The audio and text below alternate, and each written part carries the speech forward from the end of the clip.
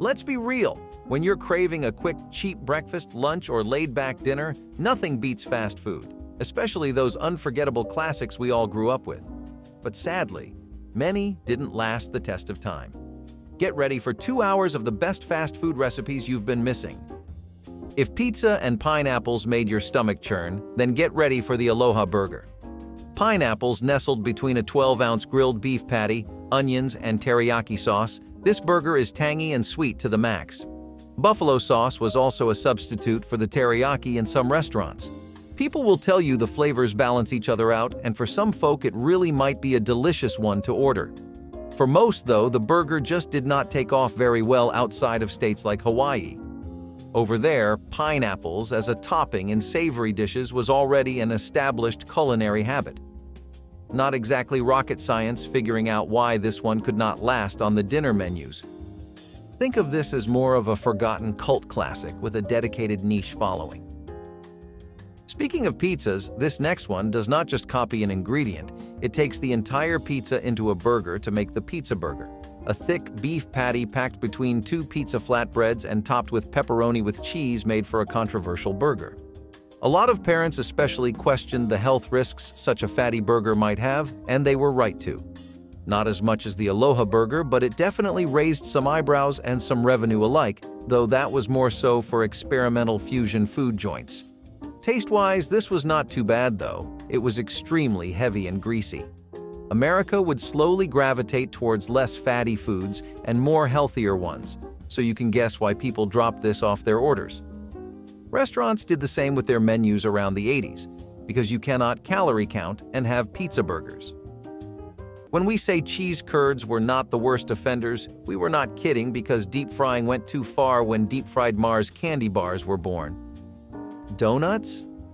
Fine, they get fried to begin with. Cheese curds? All right, fried cheese works by frying Mars candy bars? Is sanity just a lost concept? People strangely loved this abomination more. Whether it was brought over by foreigners or was the nightmare brainchild of an experimental foodie, it was popular enough for people to consume it widely in many states. Some locals would even take it a step further and cover the chocolate with batter before deep frying it, because it might not have enough fat. You should really always make sure you get your fat needs taken care of. Since more Americans were getting worried that their needs were being taken care of a bit too much, deep-fried Mars became a thing of the past, and we say good riddance. But did you know that you could fry fruits? You could fry a tomato and just eat it, something called fried green tomatoes. In the mid-20th century, the Southerners thought it was a bright idea to fry and eat unripe tomatoes, but it was not their fault. Most of them learned this recipe after the film Fried Green Tomatoes hit the screens. In it, a female protagonist is known to have been daydreaming of a plate of fried green tomatoes like the ones served at a restaurant known to her, the Whistle Stop Cafe. But before this movie, this dish was popular amongst the Jews.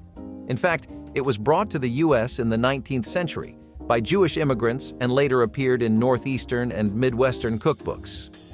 The Southerners in the U.S. fell in love with this meal almost immediately, and you might too.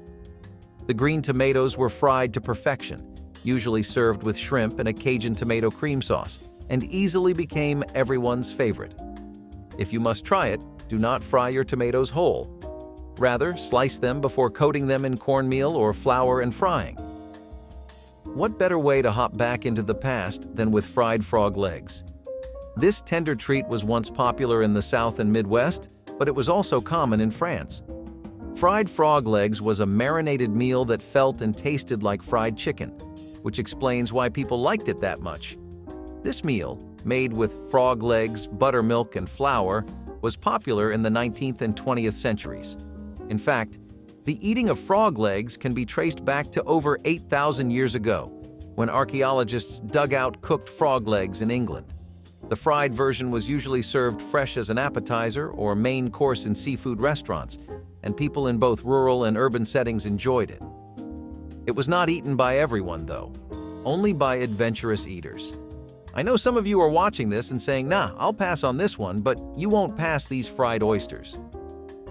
Ham and cheese stuffed burger was not controversial nor experimental and is actually pretty simple. Packed to the brim with cheese and ham in soft brioche buns, a bit of deli ham and some Old Bay seasoning were all you needed. Early 2000s saw a lot of love for this versatile dish that could be incorporated in a million different ways. Smoked ham, or a mix of ground beef and ham, or even grilled bacon to add a classic American twist to a dish Uncle Sam already would have devoured. However, this eventually stopped being served, and we honestly could not pinpoint one reason. But it is probably because it was not too filling.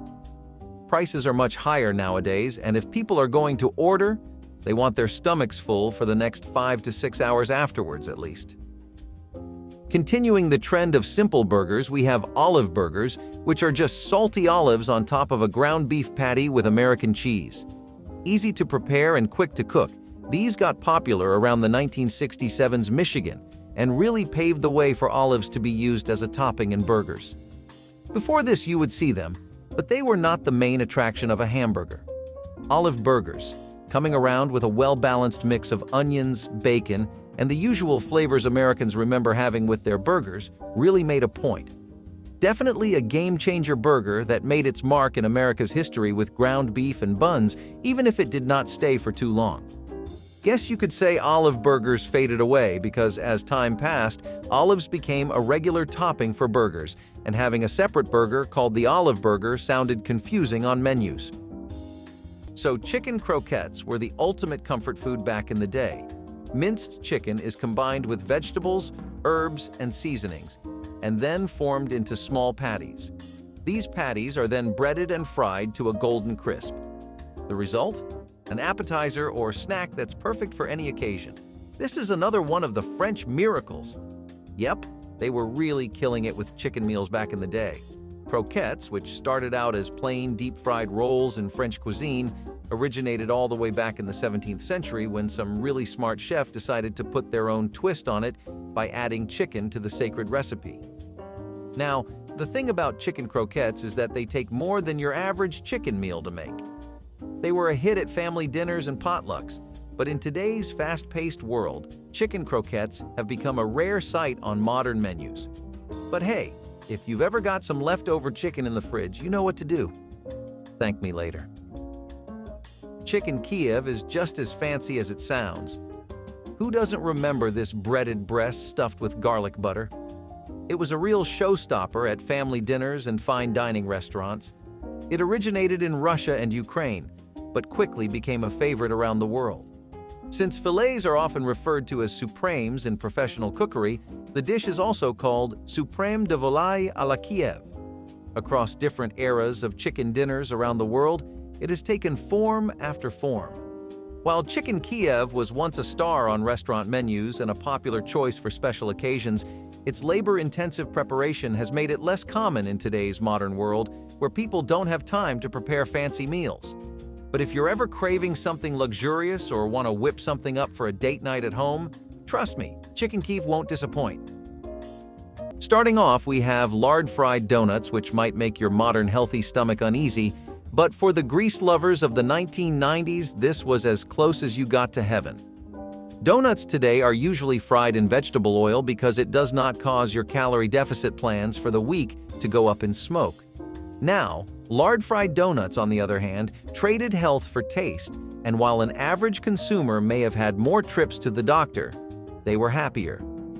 Buttermilk or chocolate lard-fried donuts were the food you would bring to a date, a movie night, or just a snack to binge on when you were not feeling too good. Of course, most donut places adopted much better cooking practices, even if they sacrificed natural flavor to do it. Fried oysters were once a coastal and southern delight in the 19th and 20th centuries. Oyster beds were abundant in the South, so it makes sense that the locals made a meal out of them. Once the shells came off, it was a party. At first, fried oysters became popular because they came at no cost at all. This snack was found in low-income homes until the 20th century.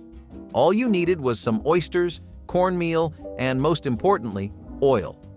Just like the fried frog legs, it was mostly served fresh in paper trays in seafood shacks and coastal fairs, and it was eaten with hot sauces and even in soups and salads. Seafood lovers loved it because it was a good source of protein and omega-3 fatty acids. Some locals also called it oyster fritters or cracker crumb oysters. If you love fried chicken, you might want to come a bit closer to this.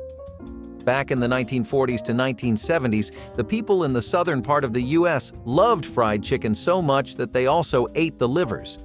Not only did they eat them, they fried them too. The livers were coated in seasoned flour or batter and fried till crispy. Imagine enjoying a hot, crunchy snack with a bottle of beer or whiskey after a tasking day. Even though chicken livers were loved for their amazing taste, it was often served as an appetizer with a rich sauce. Working-class families loved how easy it was to make this snack. It was also a rich source of iron and vitamin A, but also had high cholesterol content. You have heard of popcorn, but I bet you have never heard of corn fritters. In fact, July 16th is National Corn Fritters Day in the US. This snack is one of the many that actually originated in America. It was created by the Native Americans in the mid-20th century. That is not a surprise since corn itself originated in America. The Native Americans turned these simple corn kernels into a golden, sweet, and crispy snack that they ate at home and at local fairs and festivals. In Indonesia, corn fritters are known as perkedel jagung or bakwan jagung. Apart from the obvious ingredients, oil, corn kernels, and flour, you also needed eggs and milk to achieve this meal. You can enjoy it with cream, honey, milk, or even jam. If you plan on trying this out on July 16th this year, note that it can be high in calories and fat, but also a good source of fiber. Cheese Danishes took a beloved classic even further beyond with this combination. Danishes were already commonplace enough in the States. Typically, they are yeast-leavened dough puff pastries. Part of many people's go-to order before work, it was common to pick up a Danish with your coffee. Cheese Danishes add a simple touch to this dish, but that is because it does not need much improvement to begin with. You would be surprised just how much a good cheese filling can do for a dish in terms of comfortability and taste. Plus, any good chef always knows when they are going overboard with an idea. Sadly, it is not served in bakeries or breakfast joints much anymore, or even served as a pastry at family tables. We would really like to see this one make a return. Okay, back to throwing things like common sense out the window, let's talk about fried ice cream. Yes, you heard us absolutely clear and right, fried ice cream. Your favorite flavors like caramel, vanilla, and caramel crunch coated in a crispy batter and given the old deep fry for a bit. Just as taxing on the body as you might think it is, and definitely not something any reasonable person would try. All right, we know what you are thinking. Curiosity is prone to human nature after all. Yes, it tasted good, and if we were to compare the sensation, it would be like dipping something savory in ice cream. Like, have you ever dipped a fry in your ice cream? Kinda like that, but imagine with crispy chicken skin or a breadcrumb coating. Not too bad in theory, right? Apparently not too bad in practice either. Definitely not good enough to last in the brutal healthification of America's diet. Actually, let's talk about the next one in diet culture at the same time now, because we are not sure if things like coconut cream pie could run in any bakery today. Pies that would be filled far too generously with a custard coconut filling sound pretty yummy, right? Okay, let's get a bit more greedy and add some whipped cream. Americans in the early 1990s definitely enjoyed their food with bigger portion sizes. This meant that the pie crusts would be massive. At some point, it was hard to tell if it was a pie crust you were eating along with coconut custard or a coconut cream pie. Either way, it was delicious, but as you can imagine, not something that would work in any modern diet today. But do not let the unhealthy aspect of the pie distract you from how delicious the traditional coconut cream pie recipe tasted. The cream infused with coconut essence and fresh slices of coconut topped with whipped cream on a pie crust sounds just as dreamy today as it did decades ago. So while this pie will not keep you lean and fit if consumed in large quantities, it will make you extremely happy. Well, speaking of a modern eating routine, bacon-wrapped meatloaf definitely does not make the cut by any sane standard. People would actually have around 8 to 10 strips of bacon wrapped around an already sized extra-large, thick meatloaf. While the food became widely recognized and consumed, people barely realized the health implications of eating processed red meat and fried bacon. At some point, you really have to ask, when is it too much? Not that anyone bothered asking themselves that back then, because you could definitely expect this as a Saturday dinner, especially up in the South with all the Texans. Remember that bit about chocolate-covered bacon and heart problems? Well, guess what fried bacon strips baked on a meatloaf covered with other toppings do for those? Spoiler alert, it is not healthy or cheap. Hey, healthcare is not reliable. Definitely not enough to be eating like that in today's economy. Americans back then really did enjoy a more flavorful present, didn't they? Peanut butter and marshmallow fluff sandwiches, Liberty sandwiches, or fluffernutters, are basically just marshmallow cream on one bread and peanut butter on the other. Despite having like 3 legal government names, it is surprisingly a one-trick pony. But that one trick does wonders on an empty stomach, whether you needed a quick hit of sugar or a comfort snack to make the long shift pass by easier. These were just the sandwiches for the job. Fluffernutters also got really popular among children, and customizing them to make these cute aesthetic sandwiches was a popular hobby for kindergarten would-be chefs. Not something you would see on Hell's Kitchen, but something that puts a sweet smile on your day. Imagining the flavors is a bit difficult, so giving this certified beauty a shot is definitely on our list. One of the best descriptors we can offer is visualizing hot marshmallows dipped in peanut butter. And does that not sound just wonderful?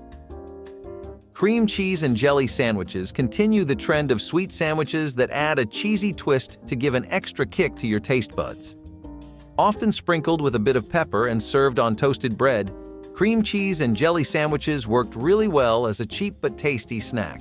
That cost-effectiveness helped them become more trendy in an America that was still suffering from the Great Depression and all the havoc it wreaked.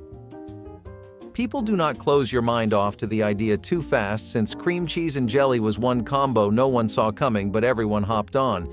People would usually prefer strawberry or raspberry jelly, but some would also use blackberries. No one messed with the cheese though, and cheddar was the established pick for this sandwich in the 70s. Is this something you would try? Because we think it might be a surprise you like. Egg salad and bacon sandwiches had a really strong presence in the southern parts of the USA. If you remember the egg and olive sandwiches earlier on from the list, then that and this would often be mixed together. People would love putting crispy bits of bacon mixed in with egg salad that replaced the boiled eggs and sprinkling olives with many sauces. Flavorful and packed with enough to entertain you until the last bite, egg salad and bacon sandwiches worked as a breakfast or an afternoon meal or even dinner in some parts. Neighborhoods in Texas particularly loved spicing their egg salads up by making a nifty sandwich out of it, and even if the trend is now gone, we still think there is potential in the idea. Buffalo burgers are different from the ones on the list so far because the standard beef patty was replaced with buffalo meat. You see, buffalo burgers have either water buffalo meat or bison meat, which makes for a very tender but sweet patty. Top that with buffalo sauce with a sweet side of sweeter potato fries, and you have yourself a nationwide bestseller. Buffalo burgers were just what Americans craving a different kind of taste than the usual standards needed. While they were pretty popular when they came around first in states like Texas and Missouri, buffalo burgers eventually lost their popularity and are rarely on menus today. If the Aloha Burger at the start was too much of a shock for you, then the Hawaiian Burger may actually make you cringe.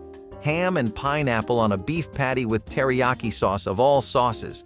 To be frank, the flavors were way too much for most people when it initially came out in the recent decades.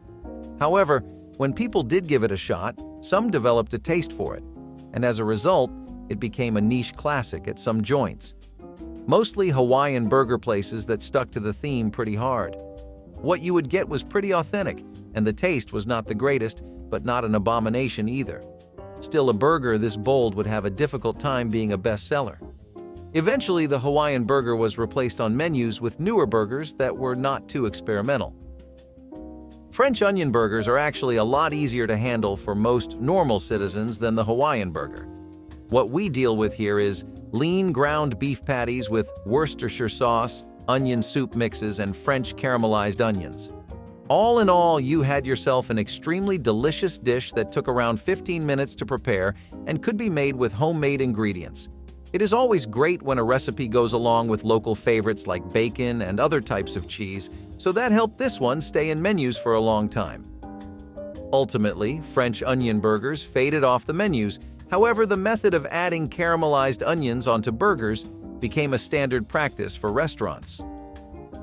Guacamole burgers took something that American burgers already had and cranked it up to an 11. Guacamole has been such a long-time obsession in American burger culture that it is hard to remember a period when it wasn't included. Maybe when burgers were first introduced and only ham and cheese were used. Guacamole burgers can often be found being served alongside spicy fries with avocados and jalapenos. People usually would not pair bacon with this, though some would obviously. Rather, they would kick it up even more with bell peppers. Fried onion rings also made for such a great crispy factor that completed the burger. All in all, it is definitely a burger that a more spice-oriented burger lover would go for. Guacamole as a very prominent topping is not something America is currently too fond of, so this burger has been largely forgotten and taken off of menus. Similarly, ranch burgers became popular because it took an ingredient that was a staple of burgers already in like half the nation and made it the main selling point. Ranch burgers were typically a favorite among families in the 50s and 70s who wanted to take a break from the typical ham or cheeseburger. When your kids keep asking for something new and you do not know what to do, ranch dressing can be a cheap and convenient savior. This led to ranch burgers becoming a mainstay on family menus in many parts of the nation. Restaurants eventually started noticing that, and they began coming out with their own ranch burgers, so it shifted from homemade comfort food to takeout too. While the ranch burger had a great run, it is not exciting enough to be on most menus today because people are very used to ranch now. Traditional Reuben sandwiches paved the way for Reuben Burgers, which, although most restaurants did not adhere strictly to the original recipe, performed very well across the USA. Reuben Burgers would consist of Swiss cheese and Russian dressing with sauerkraut. Traditionally, you would have this with rye bread, but most burger joints would be okay with brioche buns or potato buns. People may also fondly remember beef patties instead of thinly sliced beef as per old-school Reuben standards. To be honest, we think they were an improvement because the dish clearly always had the potential to work well as a burger. The 90s just happened to tap into it at last, and thank God they did. Sadly, it did not stay long enough to make onto menus today, and finding one would be pretty hard. Still, anyone who remembers a Reuben burger knows how awesome they were. Speaking of adding butter to the mix and elevating the dish, cheese has a pretty similar effect when you mix it with some scrambled eggs. It was one of the dreamiest breakfasts you could wake up to. The scent of freshly scrambled eggs forming a clear road that guided you to the kitchen, with each step taken increasing that early morning appetite. Once you sit, you are blessed with the glorious glow of cheese mixed with shining yolk and brilliant egg whites, scrambled to complete perfection mixed in with Grandma's special seasonings. That usually just meant a dash of paprika and oregano here and there. What was truly special, though, is how Grandma would manage to melt the cheese into the egg without compromising on how scrambled it was, which is an art lost to them now. There really is nothing like a grilled cheese sandwich, a meal that you have seen in the media, in kitchens, all over neighborhoods, in stalls and diners, and just about everywhere else. Sometimes you are in too much of a rush to make anything proper, or you just might only have some cheese and bread on hand. Everyone still needs to eat, but does that mean we have to wash down something we do not even like the taste of? No! And the popularity of grilled cheese sandwiches is a testament to that. But how did these sandwiches get so popular? Well, most Americans can only remember them as a loving meal that their grandmother would make in times exactly like what we described. The best part is that regardless of what kind of bread or cheese you like, every combo works just as well, which is something we cannot say about many dishes. So here is a dish that you may not see coming or be prepared for, but it actually works really well this way too. We are talking about peanut butter jelly and banana toast, which is exactly what it sounds like. You take some toast, preferably toast until it's crunchy, then lather it with as much peanut butter and jelly as you desire, and layer it with sliced bananas. You may have only heard of that combo as a part of some protein shake or smoothie, but it works just as well sitting on top of bread as it does in a glass. This is also a perfectly refreshing option for when you are low on work, and grandmas obviously kept that in mind. When they could just tell that somebody in the household needed a sugar rush and a kick from behind to get them into high gear, They would feed them a lot more toast than was probably wise, but it would work every time. Interestingly enough, this trend of adding main dishes onto a pizza did not end there. Chicken and waffles pizza was another fusion food that was brought into America during the 1990s. Chicken and waffles was an insanely popular breakfast food in southern states that was served at local diners as an all-day breakfast item. Now one would never think of creating a pizza with chicken and waffles, but times were different back then. The craze of fusion food was taking over, and chefs thought, why not? Thus, a pizza with cut-up waffles and pieces of chicken drizzled with butter maple sauce was born. Surprisingly, people took quite a liking to this flatbread with bits of waffle and chicken under a layer of thick cheese. Chicken and waffles pizza suffered the same fate as the shrimp pizza, however, as pizzerias and gourmet restaurants turned back to classic pizza options and reduced crazier combinations. Moving on from weird hybrid pizzas, let's talk about the Reuben Pizza. As the culinary world was evolving, newer and fresher ideas were being pitched by chefs. Reuben Pizza was one such pizza that was unique. Made with a fresh and complimentary Russian dressing, Reuben Pizza was topped with corned beef, fresh onions, and guacamole. This may be the most appetizing pizza on this list, considering how well the ingredients seem to complement each other.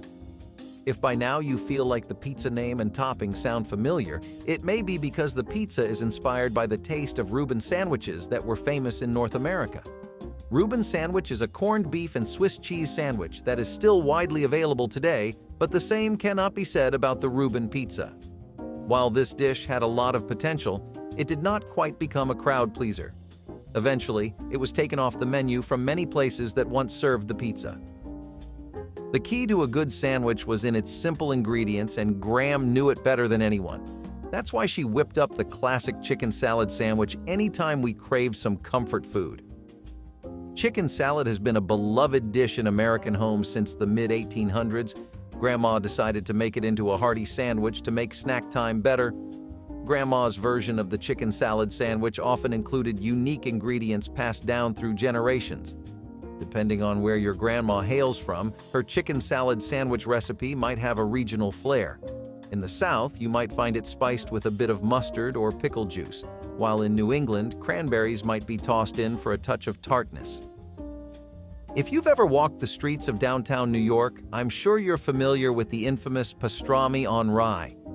If your grandma's from the Big Apple, chances are her recipe is highly regarded. This sandwich became a staple in Jewish delis in the late 19th and early 20th centuries, thanks to Eastern European immigrants. This one just featured an old-fashioned slice of pastrami on rye bread and a dollop of mustard. Grandma knew that when it came to sandwiches, sometimes less is more, and pastrami on rye is the perfect example of that. But hey, don't forget no pastrami on rye is complete without a pickle on the side. The tartness of a dill pickle or the sweetness of a bread and butter pickle is the perfect contrast to the savory pastrami. Who remembers fried brains? Don't allow the name to throw you off. Fried brains was a delicious breakfast in the southern U.S. It was made from cow or pig brains, battered and fried until golden brown. Preparing this meal was easy, and it was delicious. Think of a snack, crispy on the outside and creamy on the inside, often eaten in a sandwich.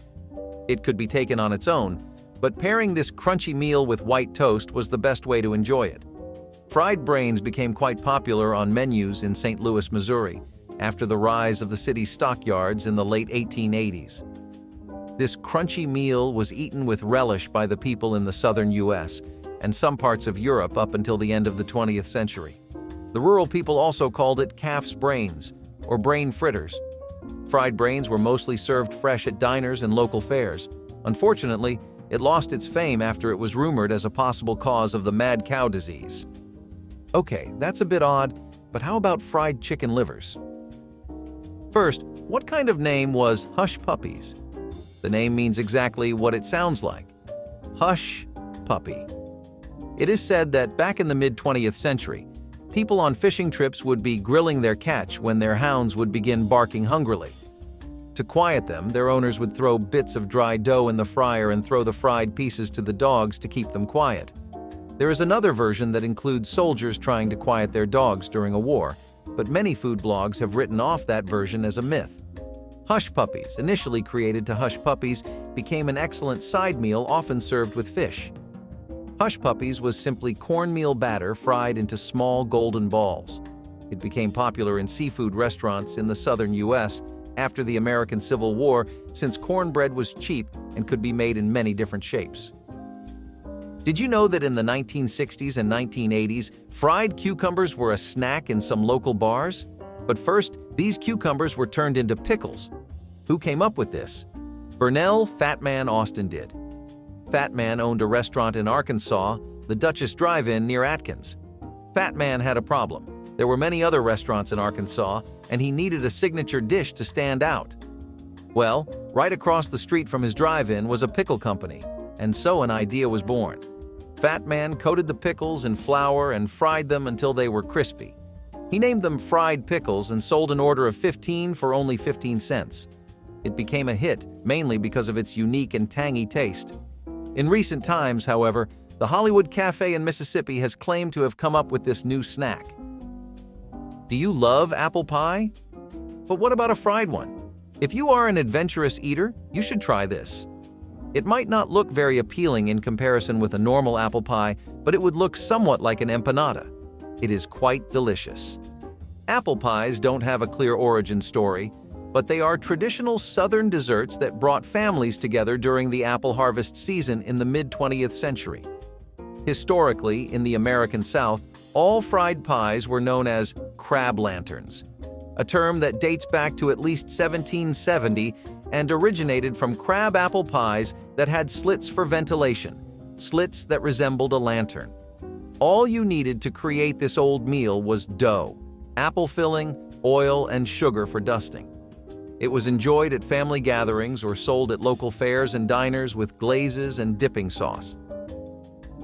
Oysters Rockefeller is a luxurious appetizer made with baked oysters topped with a rich sauce made from spinach, butter, and breadcrumbs. This dish was created in the late 19th century at Antoine's Restaurant in New Orleans, where it was named after John D. Rockefeller due to its rich and indulgent ingredients. The oysters are topped with a mixture of sautéed spinach, butter, and breadcrumbs, then broiled until golden.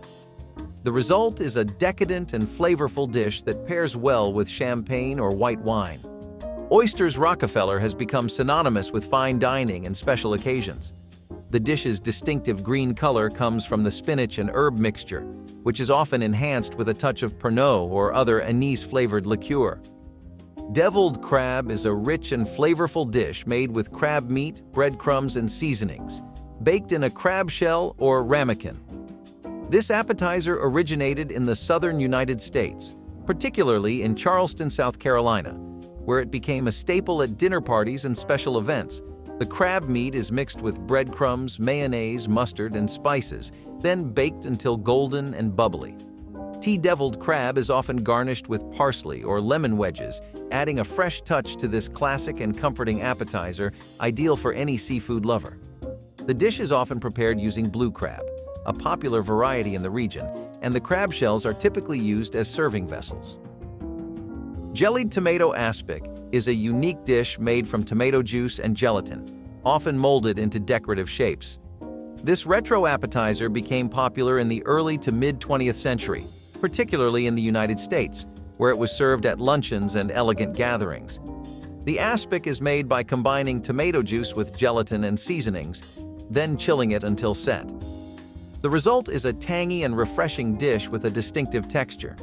Jellied tomato aspic is often garnished with celery, olives, or shrimp. The dish's bright color and unusual presentation make it a memorable addition to any table. Jellied tomato aspic was considered a sophisticated and healthful choice, often served with salad greens or as an accompaniment to main courses. A beloved American potluck staple, pickle wraps combine the tangy crunch of dill pickles with the smooth texture of cream cheese and the savory taste of ham or corned beef. Originating in the mid-20th century as a quick and easy snack, this dish involves wrapping a cream cheese-slathered slice of meat around a whole or sliced dill pickle. The popularity of pickle wraps peaked in the 1970s and 1980s, valued for their simplicity and the contrasting flavors that appealed to a broad audience. The preparation is straightforward. Spread cream cheese on the meat, place a pickle on one edge, and roll it up before slicing it into bite-sized pieces. Despite their simplicity, pickle wraps were a go-to for their bold flavor and easy preparation. Crisco-based frosting was a much-needed break from deep frying both for America in the past and this list. Tasty enough that even grandmas in the past had their own variants and homemade takes, it became a very popular shortening.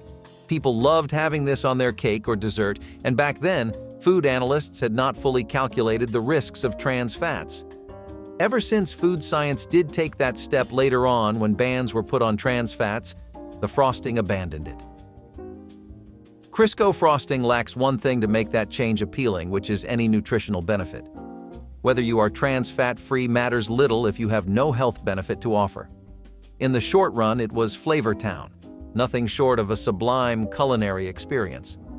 Better to leave shortenings like this in the past than bring them back, though, since shortenings today still do not have any nutritional pros.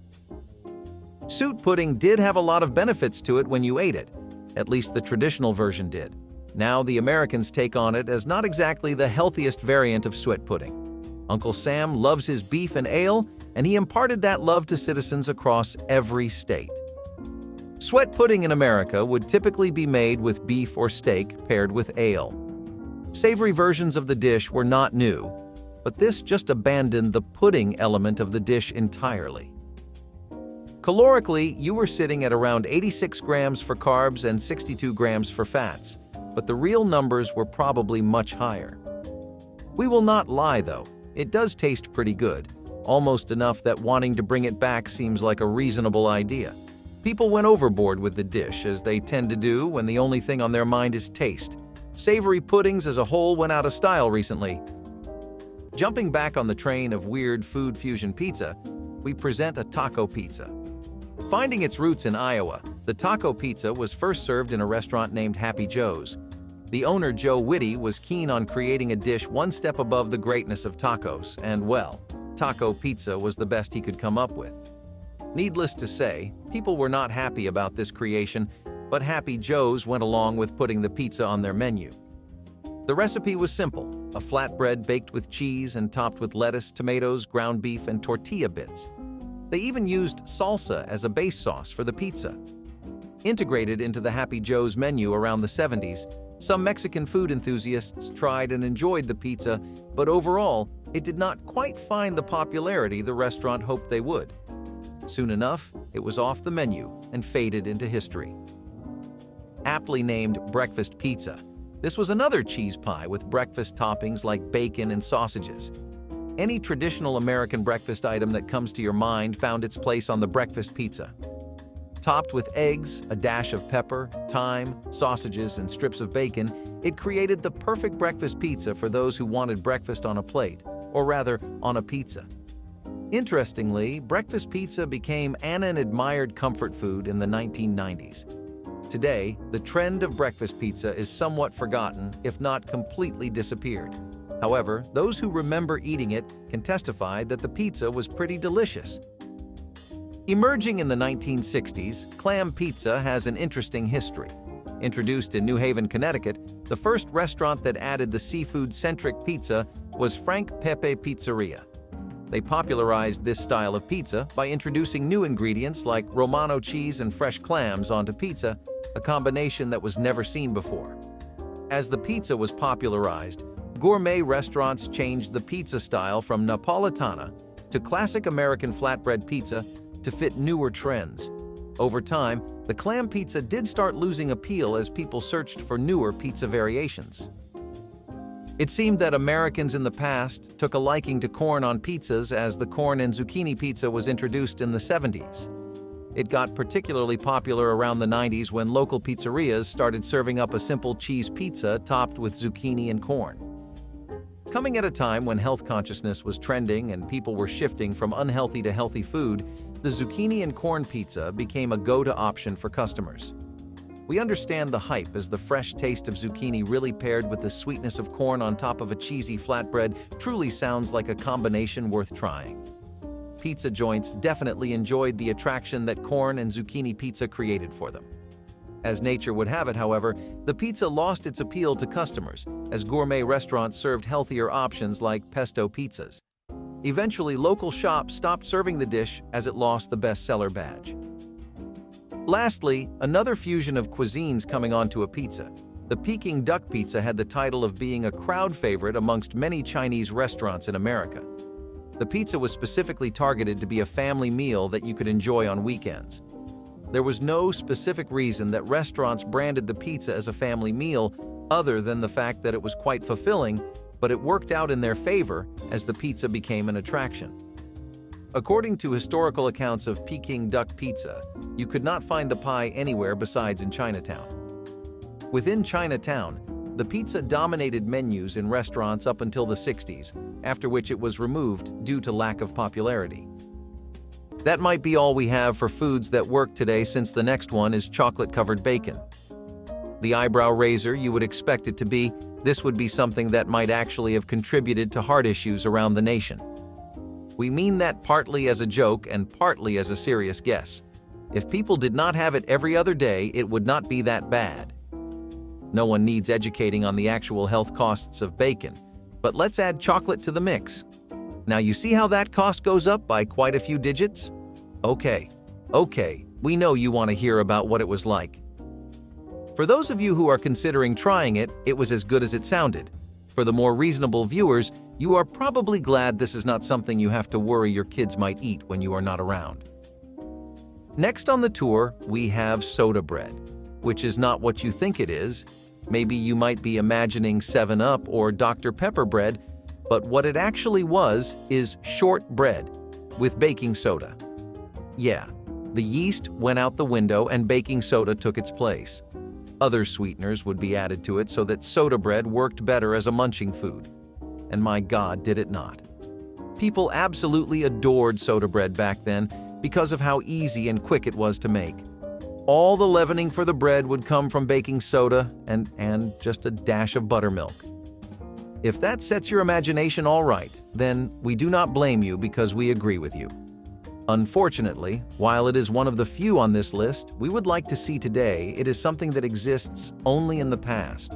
Or maybe some really old photos of a sick Friday soda bread. Spam and pineapple sandwiches, on the other hand, are a Hawaiian invention that makes some stomachs less audible. On the other hand, if you are anything like us, then maybe the blend of spices, fruits, and canned pork and ham will create a unique flavor trip for you. Spam and pineapple sandwiches in the state of Hawaii would usually be accompanied with things like mango slices or mango chutney, peppers, chili pastes, and fresh coleslaw. All of this really elevated the dish and gave it a strong identity to pull from when it was making impressions on people for the first time in the 70s, and most were good ones. While pineapples are eternally hated in America, this is one mix of different foods that a lot of citizens could get in line for, and that is why we are sad to see this one gone. What we cannot get are chicken salad and grape sandwiches.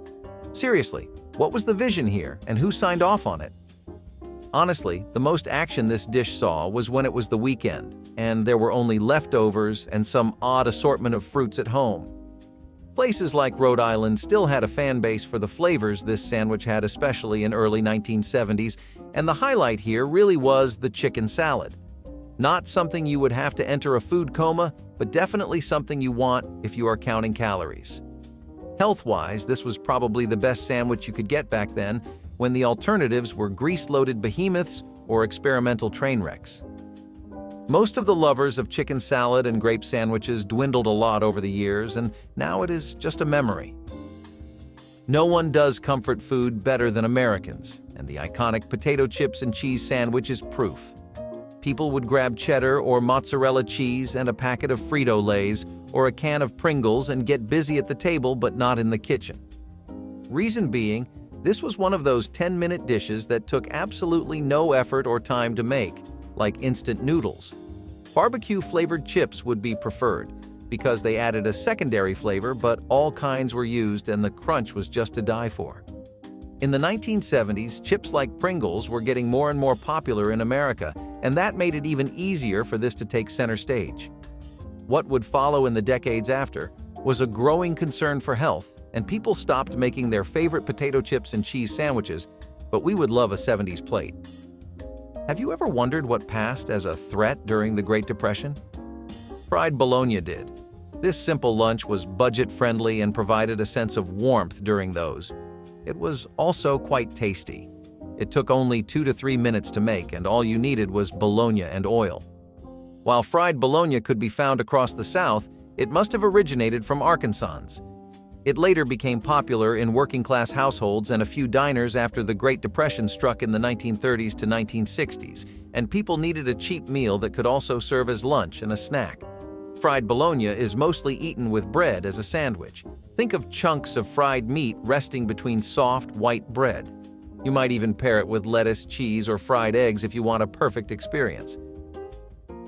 There's no way this list will be complete without Spam. It was one of those few meals used by the US military to survive the Second World War. Spam is basically canned pork and ham. The soldiers needed all the protein they could get, and what better way than with this canned meat? In 1937, Hormel Foods combined pork, water, salt, sugar, and sodium nitrate and sold it off as food. However, this wartime necessity soon became a new twist on dinner tables back home. Fried Spam was made with Spam, flour or batter, and oil. It became popular during the Second World War due to its long shelf life, and its popularity lasted till the 1970s. Apart from the soldiers in war, middle and working-class civilians also ate this treat at homes and in diners. They loved it because of its long shelf life and because it was a versatile and easy-to-prepare protein source. Most veterans would remember this meal from their time in the war, just like I remember this next fried food, the fried tripe. Yes, fried tripe is exactly what you think it is, fried cow's stomach. Does that sound disgusting? Well, it isn't. Ethnic communities, like Italians and Mexicans, transformed cow stomachs into a crunchy dish with a unique texture in the 20th century. They simply coated boiled tripe in flour and fried till crispy, and it was delicious. Tripe, when cleaned properly, is a good source of protein.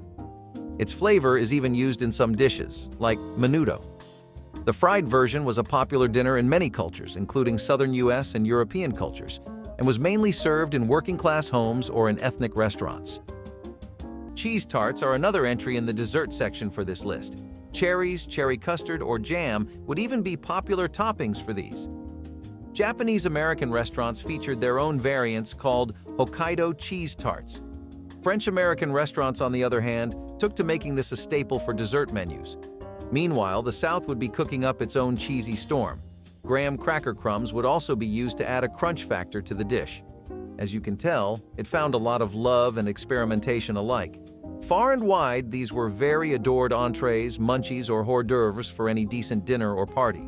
Nowadays, you would not find them in the menu for events because palates have changed widely. The 1930s to 1980s were times of great change in America, but their love for cheese is pretty loud and clear. Cheese-stuffed peppers flipped the script from ideas like pimento cheese specials, which had peppers involved, but not like this. Peppers would be loaded with a cheese filling in this case and baked to make for an entirely new culinary experience. Part of the era of experimentative cooking in a craze to grasp the next new trend. People would use anything from bell peppers to sweet ones or yellow peppers. Definitely a dish that saw heavy change in a short time frame, however. While it got points for creativity, it did not last. Stuffed peppers were not exactly too new of an idea in the States, but no one had thought to use cheese fillings. Maybe they should make a comeback? Or maybe we take the lesson that stuffed food can be good like stuffed crusts and be glad people moved on. So, something that people might still give an honest try today is cheese stuffed crust pizza. As delicious as it sounds and an affordable pizza to order from most pizzerias and houses, this was the king of the market. Usually it would come with your typical flavors like pepperoni and chicken mushrooms or sausages, but it would also have cheese-only alternatives.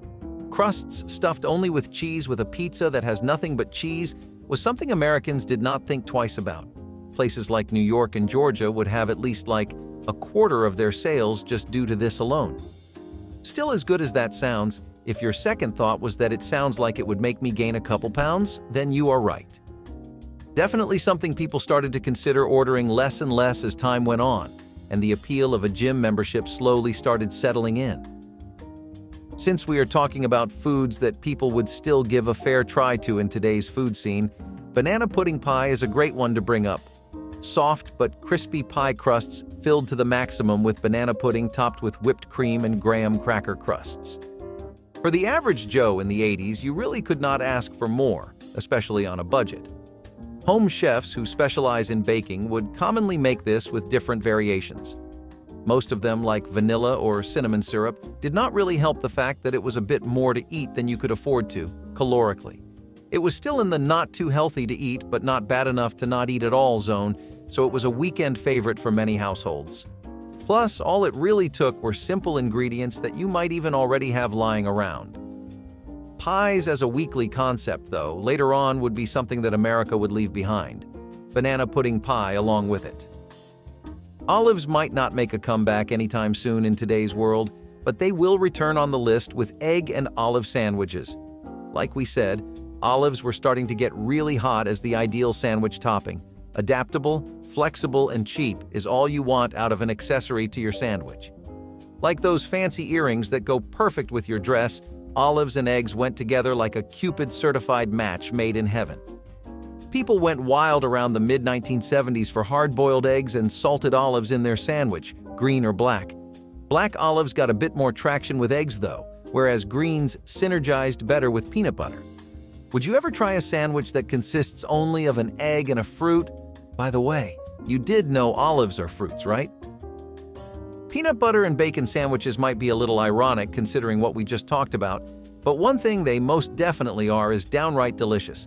We know you are imagining it as you watch the video, and that is okay because, honestly, same. Crispy fried strips of bacon lathered in thick peanut butter are enough to get anyone's mind going. In the 70s, peanut butter and bacon sandwiches were the standard American breakfast, and they may have even started the stereotype of the US being a nation of bacon heads. When you get to the plates of every household in 50 states, you can claim a piece of culture for yourself too. Peanut butter and bacon sandwiches remain in the Food Hall of Fame, and there was nothing like a fresh sandwich off the pan in the 70s. Pigs in a blanket are mini sausages wrapped in dough and baked until golden. The origin of this fun snack is debated, but many believe it dates back to 1957 when it first appeared in a Betty Crocker cookbook. This appetizer is often a crowd pleaser at gatherings. Traditionally, pigs in a blanket are made with small cocktail sausages wrapped in puff pastry or biscuit dough. They are then baked until golden and served with mustard or ketchup for dipping. This simple yet satisfying snack has a universal appeal, particularly because it can be easily customized with different fillings or toppings. Pigs in a blanket are popular at holiday parties, Super Bowl gatherings, and kids' birthday parties. Their versatility and easy preparation make them a go-to choice for many occasions. Plus, they're fun and easy to eat, making them a hit with both kids and adults. Swedish meatballs, or köttbullar, are small, flavorful meatballs served in a creamy gravy, often paired with lingonberry jam and mashed potatoes. This classic dish from Sweden became internationally popular, partly thanks to IKEA's food court. Swedish meatballs trace their origins back to the early 18th century, inspired by a recipe brought back from Turkey by King Charles VII. These meatballs are typically made with a mix of ground beef and pork, seasoned with onions, allspice, and white pepper. They're browned, then simmered in a rich, creamy gravy made from butter, flour, beef broth, and cream. The cozy flavor and connection to Swedish culture make them beloved. Despite their popularity, some may not know that Swedish meatballs are often part of the traditional Swedish Christmas table, known as julbord. Frying donuts was not the only thing people got up to back then, because fried cheese curds would soon be the next headache of health professionals nationwide. To make matters much worse, states like Wisconsin started having a craze for beer-battered cheese curds. Pair that with deep frying and yeah, you will probably need to get some suits altered. It is not a bad thing to indulge in unhealthy foods, and it is not like most of the cuisine of today is as healthy as it should or could be. People back then liked eating fried comfort food without any regard for health disadvantages. We do not blame them. Fried items are attractive, and frying cheese curds was a unique new recipe in town. Why would they not enjoy the food to their fullest? Funnily enough, these curds are not even the worst offender on the list. We really hope you are not tired of hearing about the greasy and the oily food at this point, because after soda bread comes deep-fried macaroni and cheese. We will not lie to you guys, there were definitely some people here that considered it. America in the 60s had many more folks who did not just wonder about it, but actually gave it a shot rather regularly. Macaroni and cheese needs no introduction as one of the ultimate comfort foods of American culture. Deep frying, it only took it up to another level, especially because people would enjoy it with other crispy delights like hot wings. Yeah, we know what's going through your head. Damn, that sounds heavy. And food critics and researchers around the nation would agree with you. Far too high in fats of all kinds and grease, it was a dish most Americans had to leave behind as they worked for a healthier tomorrow. A bit more of a tame one, but still too much when you realize how far people went with the filling is butterscotch pie. A simple pie crust just absolutely jammed to the brim with filling that gave it that classic butterscotch flavor and lots of sugar. All things that are delightful conflict with beauty, apparently, because leaving these behind was painful for the state. And you know what they say about beauty and pain. Most Americans really wanted to get fitter and better, especially in an ever-evolving dating scene. Looking their best meant leaving behind the butterscotch pie, because while it was ridiculously delicious and it hit all the right spots, it just was not something good to have every other day. Thus would it become yet another lost recipe to American food history. Following the trend of experimenting with burgers, the blue cheeseburger entered menus. Completely caked in blue cheese, the patty would come with grilled onions and mushrooms or olives for an extremely unique burger thrill. One that, early on back then in the 30s, was pretty innovative. People would usually have double patty blue cheeseburgers at family grills, and burger joints had it as their best seller. Especially in states like Kentucky and Tennessee, where practically every burger place had this dish on the menu.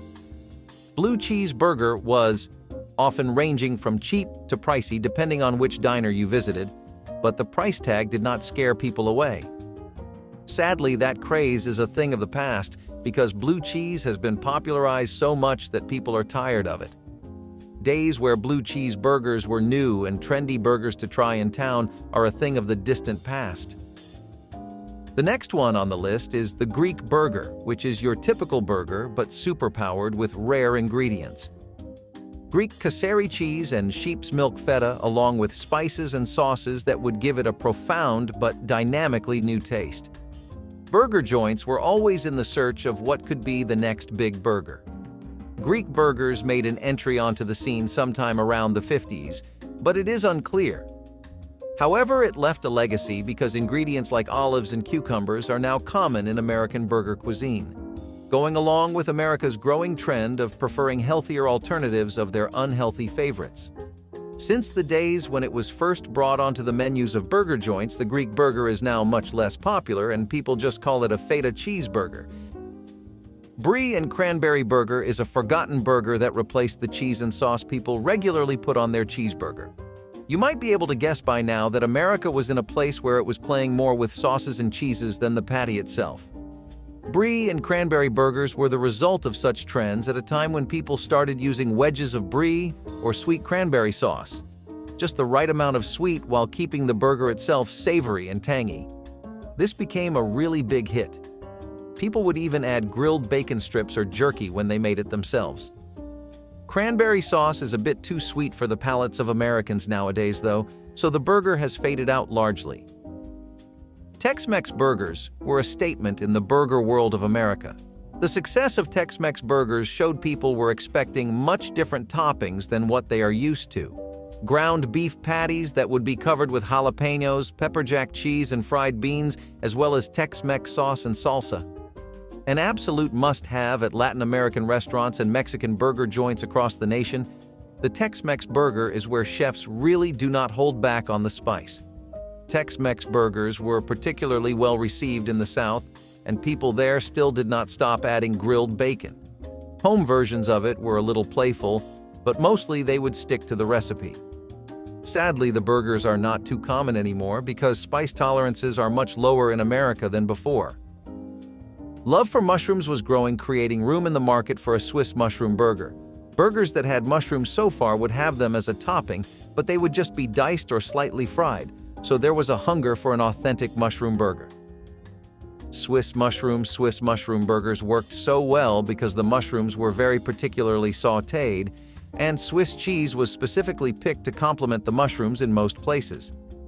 Recipes that were common in the American burger scene often stressed on how both of those really needed to work together. As a result, burger fanatics all over the States went insane over this one. Nowadays, again, while it was great for its time, recipes like this have become too commonplace to be very popular on menus presently. Gelatin meat molds are another popular dish that was common back in the days. You might be more familiar with their other name, aspics, which is what people used to call them. Back then, these were usually made with other ingredients like vegetables, or maybe if you felt super fancy, you would throw in some marine life for flavor. Concept-wise, you can think of this as soup that is now in the form of jelly, but the things that would typically complement soup would not work with gelatin meat molds. Chicken and eggs, for example, were a really popular pairing for meat molds, but not something you would ever have with soup. Such a risky dish would not last in the landscape of today's foods health-wise or taste-wise. Gelatin meat molds often had too much sodium and preservatives mixed in for the standards of modern America. Fried Twinkies, the carnival superstar of the early 2000s, took an already beloved snack and sent it to deep fry heaven. It all started when Christopher Sell, a British chef in Brooklyn, decided to dunk Twinkies in batter and fry them until golden crispy. The result? A warm, gooey inside wrapped in a crunchy shell that instantly became a fairground favorite. As this indulgent treat spread across state fairs, it captured the hearts and possibly arteries of many. However, their high sugar and fat content eventually led to a decline as more people turned towards healthier options. But fried Twinkies still pop up occasionally, reminding us that some guilty pleasures never truly fade away. Ever heard of a peanut butter and pickle sandwich? While both pickles and peanut butter are popular choices for bread-based goodness nowadays, there was once a time when people mixed the pickles into the peanut butter to make a sandwich. Around the 1970s, the peanut butter and pickle sandwiches really started taking off, particularly dill pickles. Something about the spice and tang of a pickle added a lot of character to a basic peanut butter sandwich. It helped that a sandwich loaded with vegetables was always more filling. On a budget or on an energetically challenged day where you cannot get yourself out of bed, this sandwich worked wonders for the masses. We definitely want this one back in lunchboxes and fridges in many states like the good old days. Do you love a snack that is crispy on the outside but juicy on the inside? If you had lived around the 1960s and 70s, you would have loved fried mushrooms. Fried mushrooms were made by deep frying edible mushrooms. It was a common appetizer in the US and was a middle-class favorite mainly because it was promoted in restaurants or fish and chips shops as a healthy alternative to other fried foods. It was enjoyed with ranch dressing, garlic mayonnaise, or barbecue sauce, and sometimes spices were added to the batter for flavor. Along with other chicken parts, the gizzard was also sought after in the mid-20th century by Southerners in the US. Gizzards formed a huge part of the fried chicken gizzard meal that was often served fresh in restaurants or at home. Fried gizzards were mostly crispy.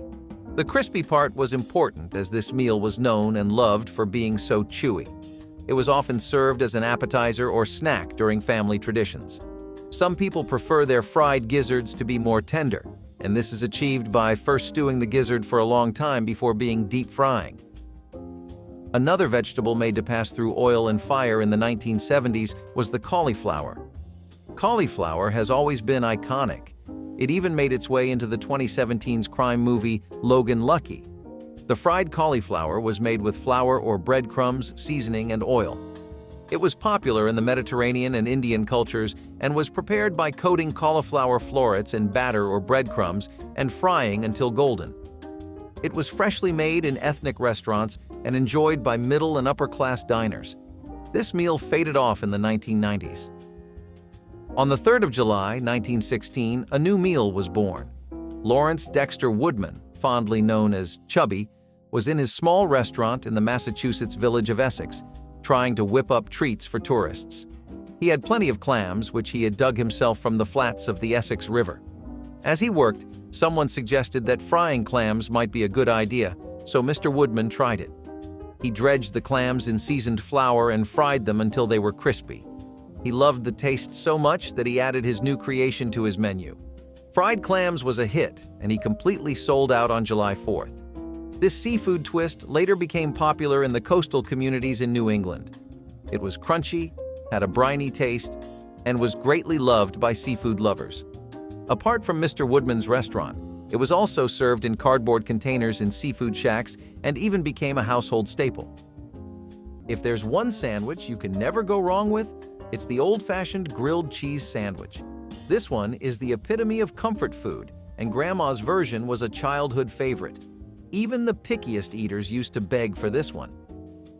So this one became popular during the Great Depression era, when we had to make do with three of the most common ingredients in our pantries: bread, cheese, and butter.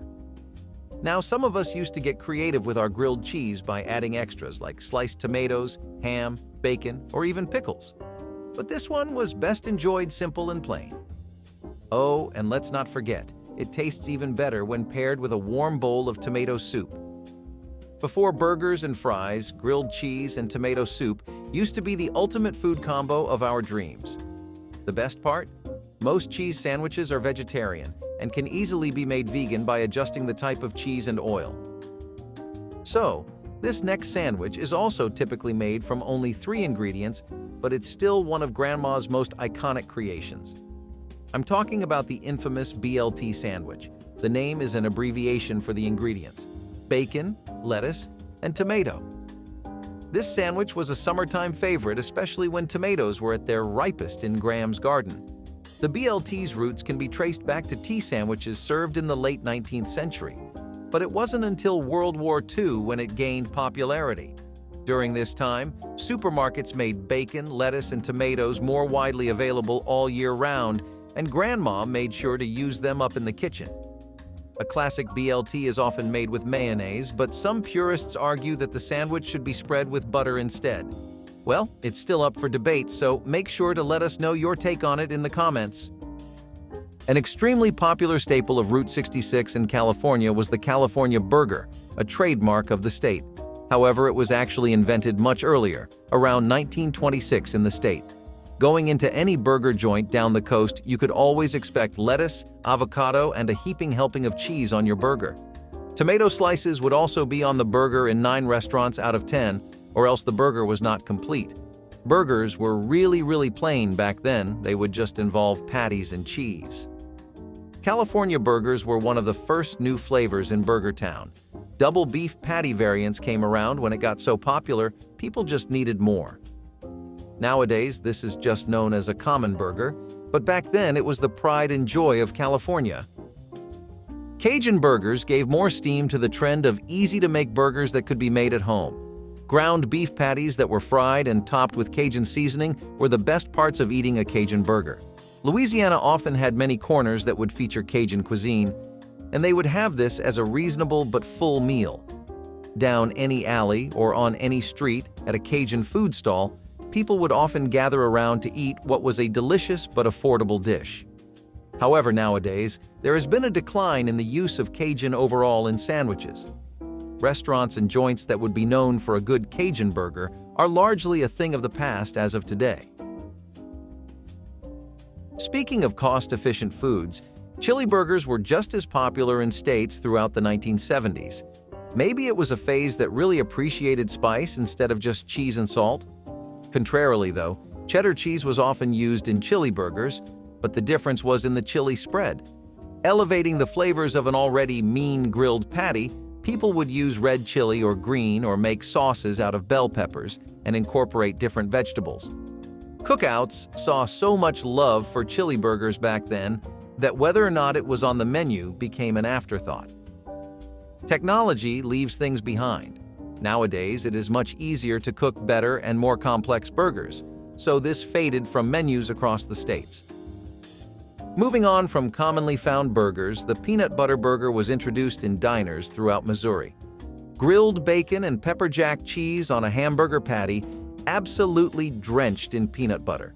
Intimidating to some, but interesting to others, people gave these a try and eventually it became very popular in restaurants.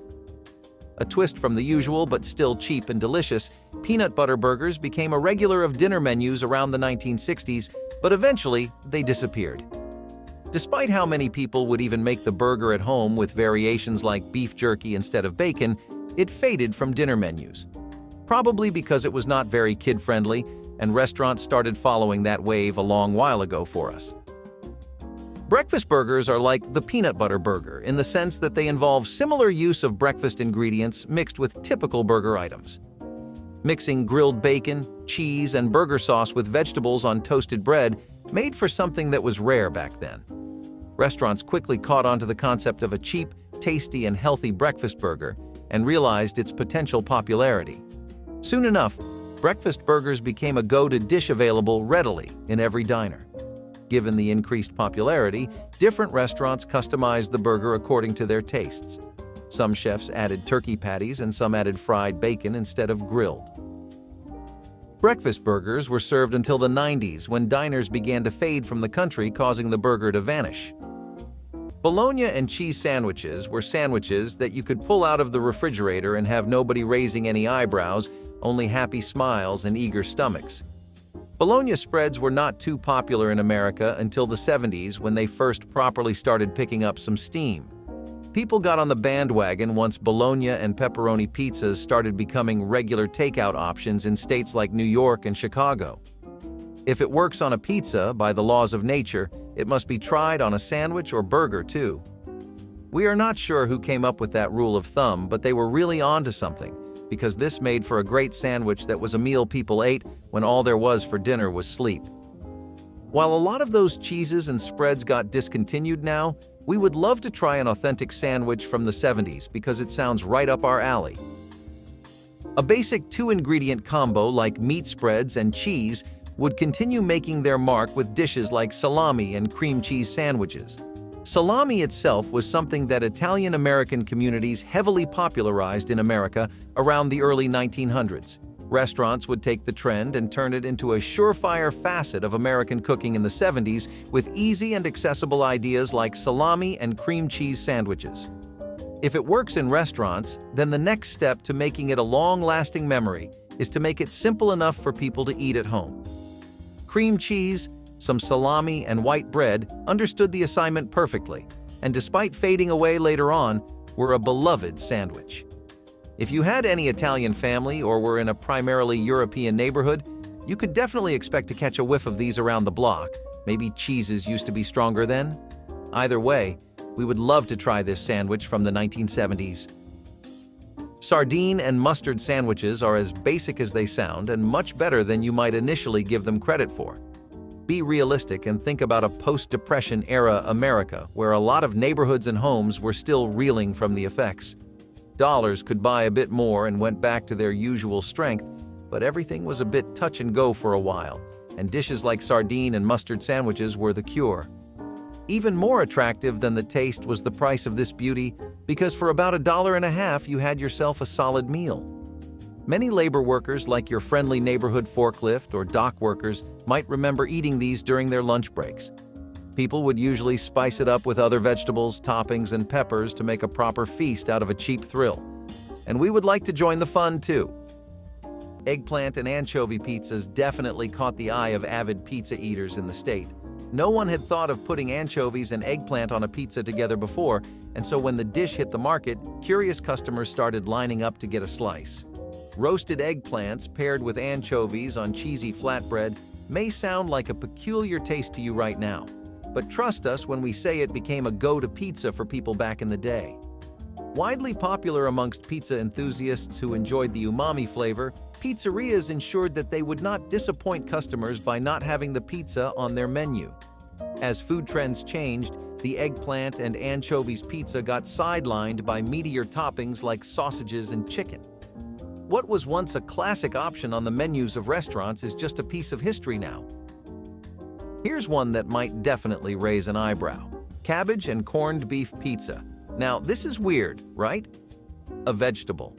Okay, cabbage, all right. Corned beef, sounds great. All together? With cheese? Never. It just sounds wrong. Alas, it was famous in the 60s, and so the pizza finds its way onto our list. In terms of recipe, cabbage and corned beef pizza was a pretty simple creation involving a flatbread with cabbage, potatoes as a side topping that was all put under a single layer of corned beef. As for the taste, it was not the worst nor the best pizza out there. People in New York and the Bronx quickly embraced the pizza, but other states choose against eating this dish. Over time, cabbage and corned beef pizza lost its charm amongst people in New York and the Bronx as well. Eventually, restaurants removed the option from their menus so as to not run into a loss as less customers bought the pizza.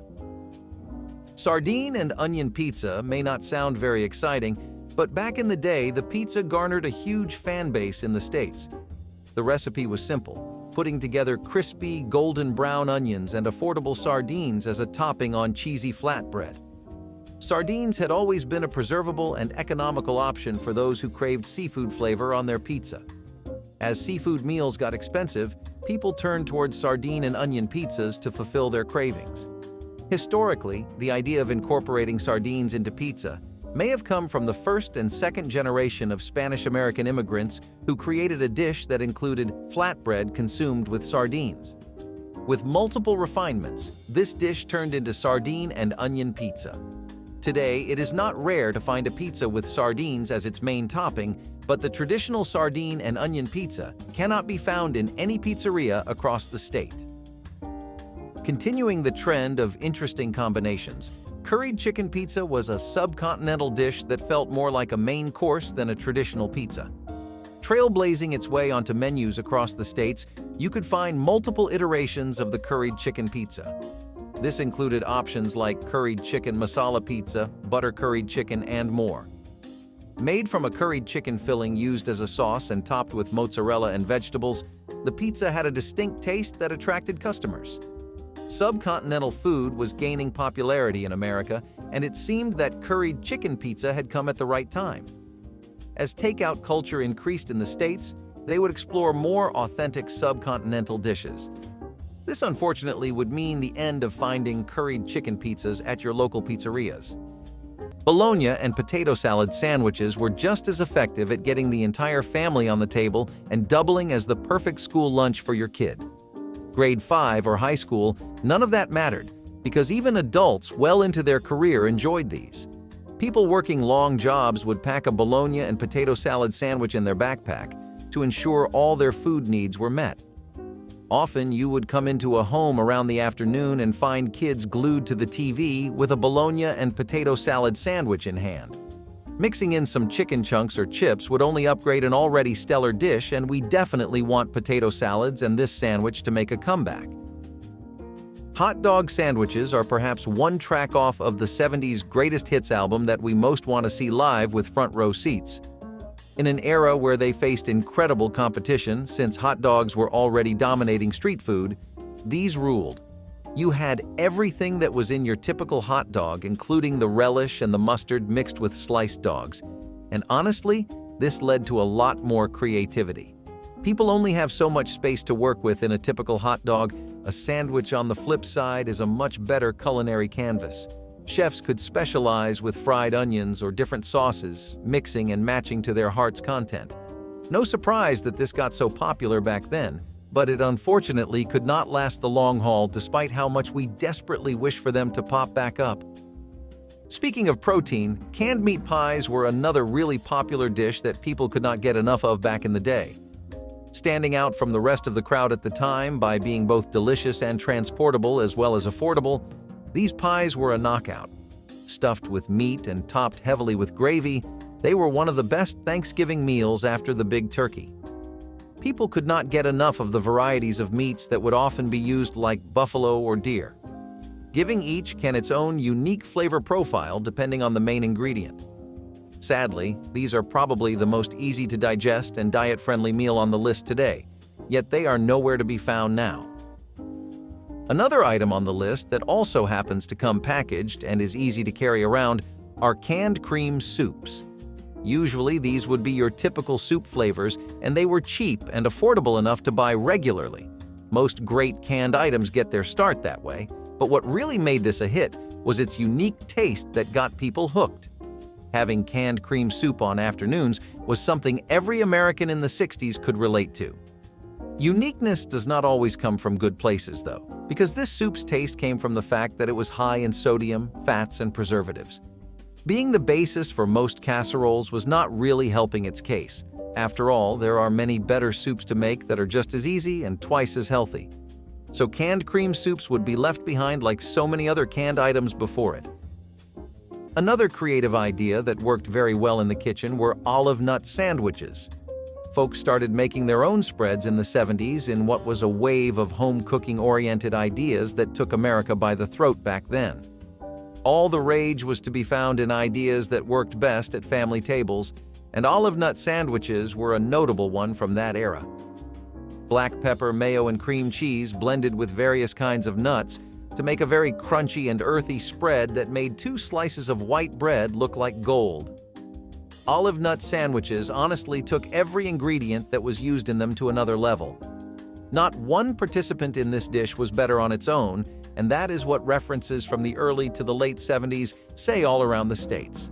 Definitely a better and much more imaginative way of getting your protein intake that we want back in today's menu.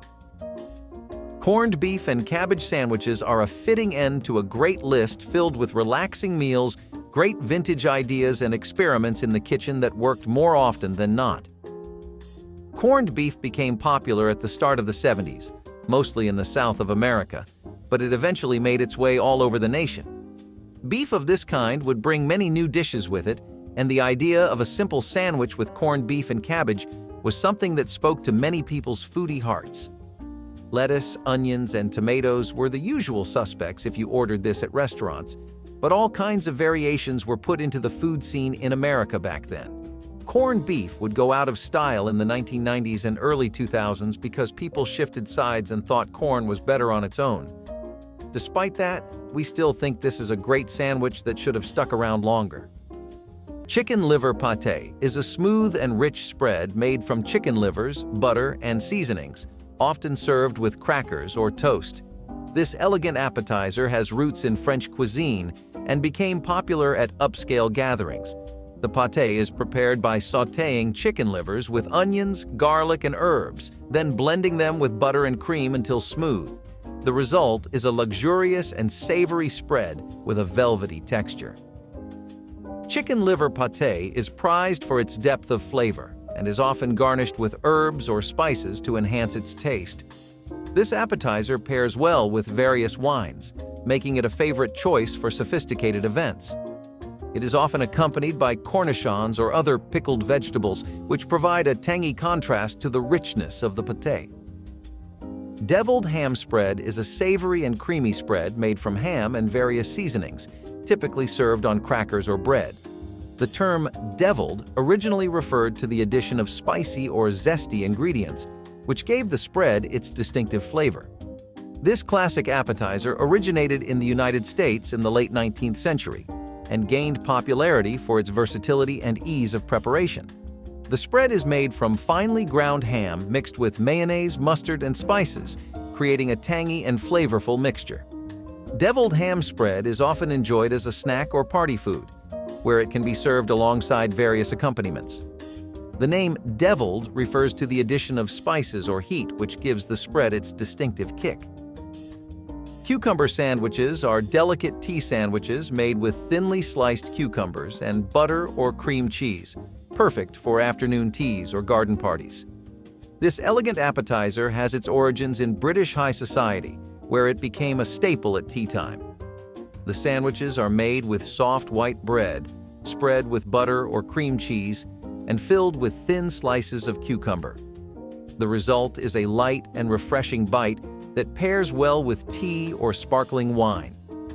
The key to a great cucumber sandwich is using fresh, crisp cucumbers and soft, fluffy bread, which creates a delightful contrast in textures. The sandwiches are often cut into small triangles or rectangles, enhancing their dainty and sophisticated appearance. Stuffed celery is a simple yet refreshing appetizer consisting of celery sticks filled with various fillings, such as cream cheese or peanut butter. This appetizer became popular in the United States during the mid-20th century and was often served at parties or as a snack. The celery sticks are typically cut into manageable lengths and filled with a mixture of cream cheese, herbs, and sometimes nuts or dried fruit. Alternatively, peanut butter can be used for a more savory sweet combination. Stuffed celery offers a delightful crunch and a cool, crisp texture, making it an excellent palate cleanser or light bite. This appetizer is often garnished with paprika, chives, or raisins for added flavor and visual appeal, making it a colorful and tasty snack. Rumaki is an appetizer made of marinated chicken livers and water chestnuts, wrapped in bacon and broiled. This tiki-inspired dish originated in the mid-20th century and quickly became a popular appetizer at cocktail parties and tiki bars. The chicken livers and water chestnuts are marinated in a mixture of soy sauce, ginger, and brown sugar, then wrapped in bacon and secured with a toothpick. The result is a savory sweet treat with a delightful contrast of textures. The crunchy water chestnut, tender chicken liver, and crispy bacon create a unique and flavorful combination. The appetizer is often garnished with green onions or pineapple for a tropical twist. This dish showcases the creative fusion of flavors and cultures that defined mid-20th century tiki cuisine, making it a standout at themed parties and exotic gatherings. Cheese puffs are pretty similar to cheese balls a bit further back on the list, but these are cheese-packed pastries which are baked until a crisp golden brown color. Cheese puffs have many different variations like cheese curls or the straight-shaped version, but the most iconic was definitely the original ball-shaped puff. Wisconsin claims it invented this, but it has never been confirmed. Either way, the dish is a welcome addition to the USA's already impressive cookbook. Perfect to snack on, no matter what age you were, they were a snack that brought generations closer together. Yes, the younger ones in particular loved it, but no adult can honestly say they have never had a cheese puff phase. Sadly, the phase in general is long gone because now they are sold as packaged corn dough puffs. Cheese logs were actually often considered to be the infamous stepbrother of cheese balls. Blue cheese spreads with pecans and different dry toppings as well as hearty seasonings, setting the stage for an infectious comfort food. Holiday get-togethers featured these as a snack on the menu. For so many years, it is hard to keep count. Retro versions of the dish even involved bits or strips of bacon packed into the spread, which only made it more of an American favorite. Family traditions held on to this one dearly throughout the 90s, especially during times like the Great Depression, where it was all about what you could make with what little you had. Now presently, it is a ghost from the past, and not many families still remember how to make an authentic cheese log that could impress the neighbors. Starting with the tuna and sweet corn pizza. A rather odd pairing for a pizza, tuna and sweet corn out of a can became a staple pizza topping. For people who were looking for a cheap meal, the pizza was sent straight from heaven. Becoming massively popular amongst middle-class and low-income families during the Great Depression, the pizza was a quick and easy fix for dinner. All you had to do was have canned tuna, canned sweet corn, cheese, tomato sauce, and pizza dough. Of course, people would put their own spin and add several vegetables to create an enhanced flavor, but the basic pizza was just a mix of tuna and sweet corn. As the population's culinary taste advanced and economic perils reduced, the cheap tuna and sweet corn pizza's popularity decreased. Rightfully so, people demanded better tasting food, and canned items simply were not up to the mark anymore. Nowadays, you will barely find this pizza at any restaurants, especially the authentic canned version. Ham and banana sandwiches are less digestible both literally and figuratively than most of the list, but they actually worked quite well. The trick was in how you sliced them, because if the banana slices were fat and thick while the ham was thin, you would have a really overly sweet sandwich. Meanwhile, if you did the opposite, then you would have a mushy sandwich that did not have any real flavor. If you did get the proportions right, and most people did after their first few tries, then you had a 70s DIY delicacy with simple ingredients. It made sense why most people did not know how to make a good one, because it was not common. People who lived in other decades hated fruit and meat mixes of savory dishes, but they had a lot more room to make an impression with the crowd in the 70s. Maybe people felt very tropical for a decade? The sandwich would be quite an interesting addition in menus today. Equally offensive to most conservative taste palates were pineapple and cheese sandwiches. As of 2024, it is a well-established fact that the West and pineapples have had a very troubled relationship. Pineapples try their best for America, and America acts like an alcoholic husband that cannot notice his wife, even on their anniversary.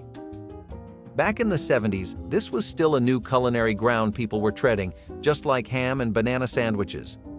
What they found was that it did not have the potential to go very mainstream, but it could grow itself a strong, loyal, and niche following. Most fans of this sandwich were in Hawaii, but in surrounding states, the trend took off moderately successfully. People loved the overly sweet and oddly comforting sensation of the sandwich, and we can see why. Pineapple and cheese sandwiches sound oddly delicious if you really think about it. Peanut butter and jelly pizza also showed up in historical accounts of pizzas.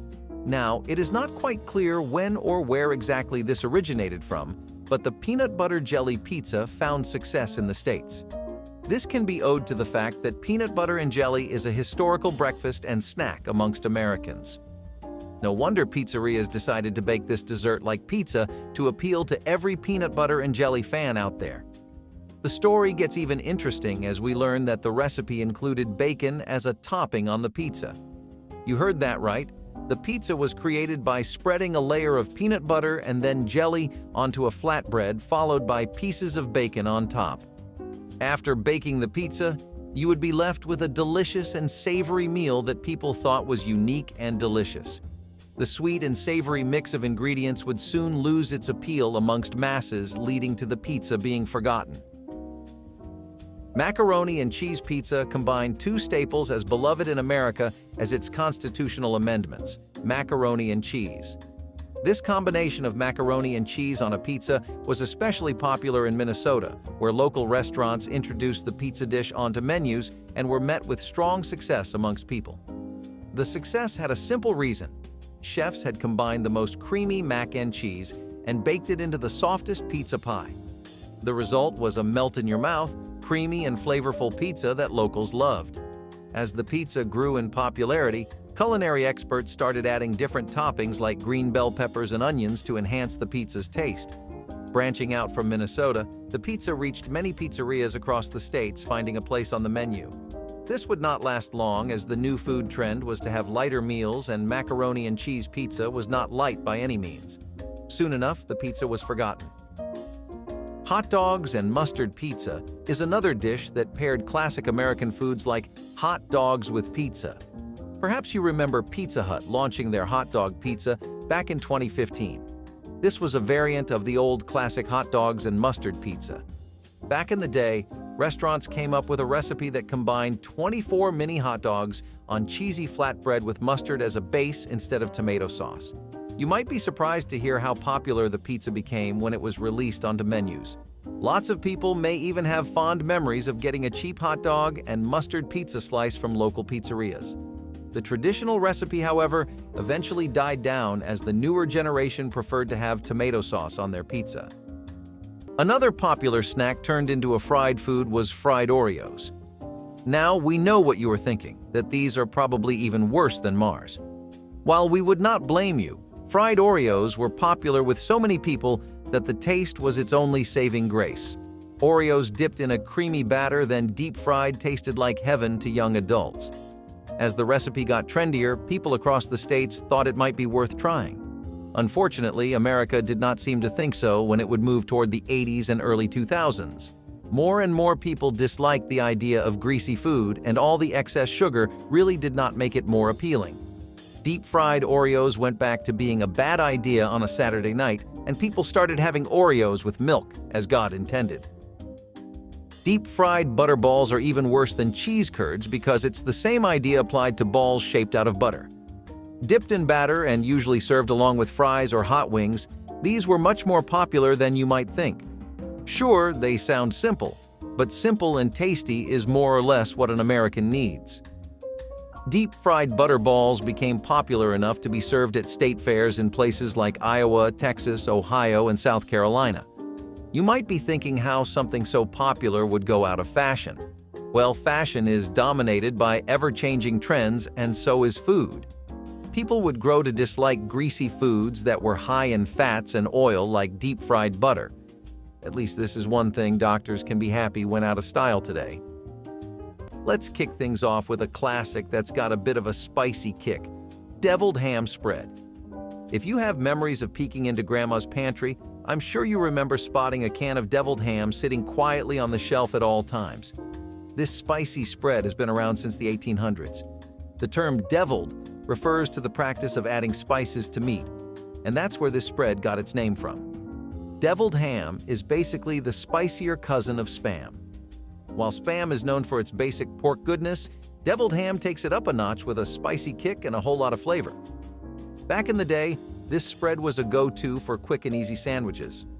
Graham would slather it on homemade bread or serve it up on crackers as a savory snack. Cheese souffle to start us off fancy and proper, because after all, who does not love having this for lunch? Across different eras of food in the USA, it has taken on form after form. Incorporating different kinds of cheeses like Parmigiano or Reggiano into the dish, it was a popular sight at many restaurants and in homes generally. French Americans in particular adored it, and it was a favorite at fusion restaurants across the 90s. Having retained some of its success but not all, it still is quite present, but more so as a restaurant item.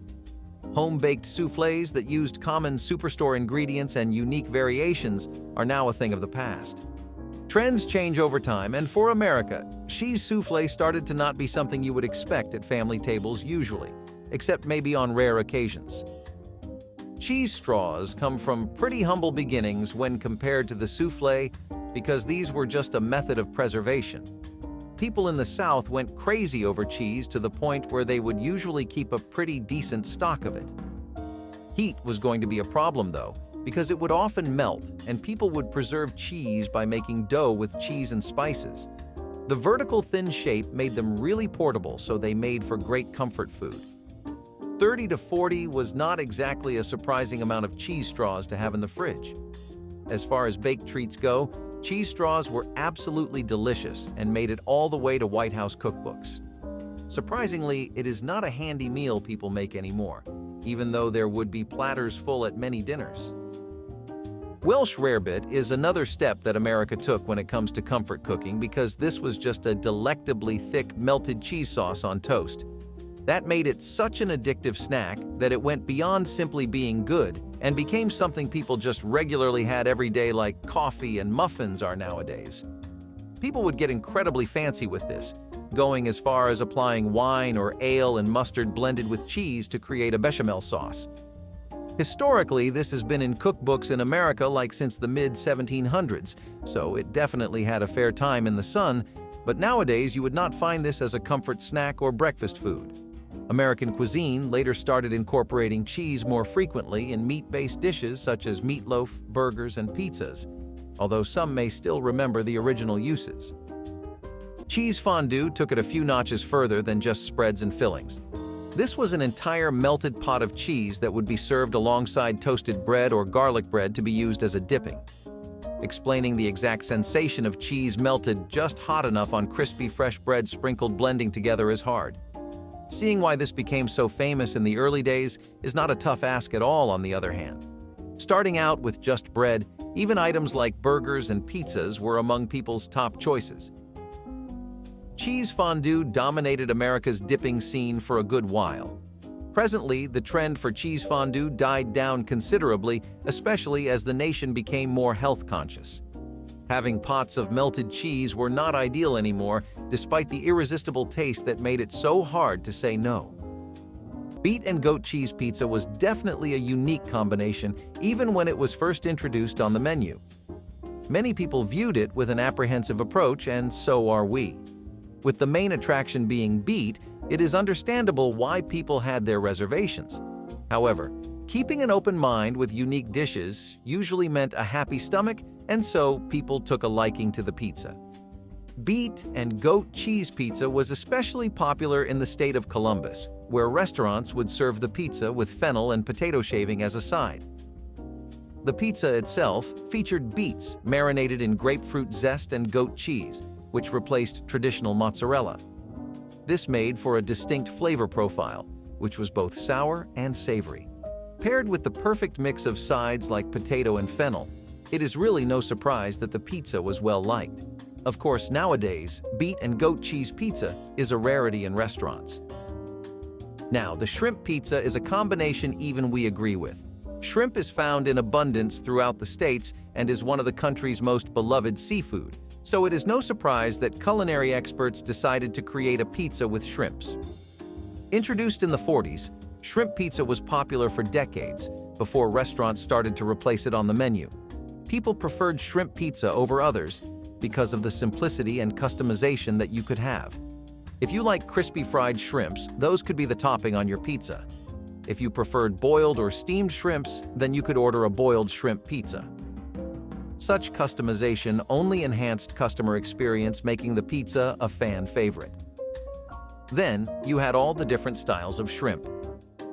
As time passed, pizzerias turned to focusing on classic flavors like cheese or sausage and decreased ambitious pizza combinations.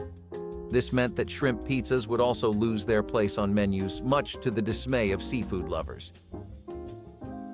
Sam Panopoulos, a Canadian chef, invented the Spam and Pineapple Pizza.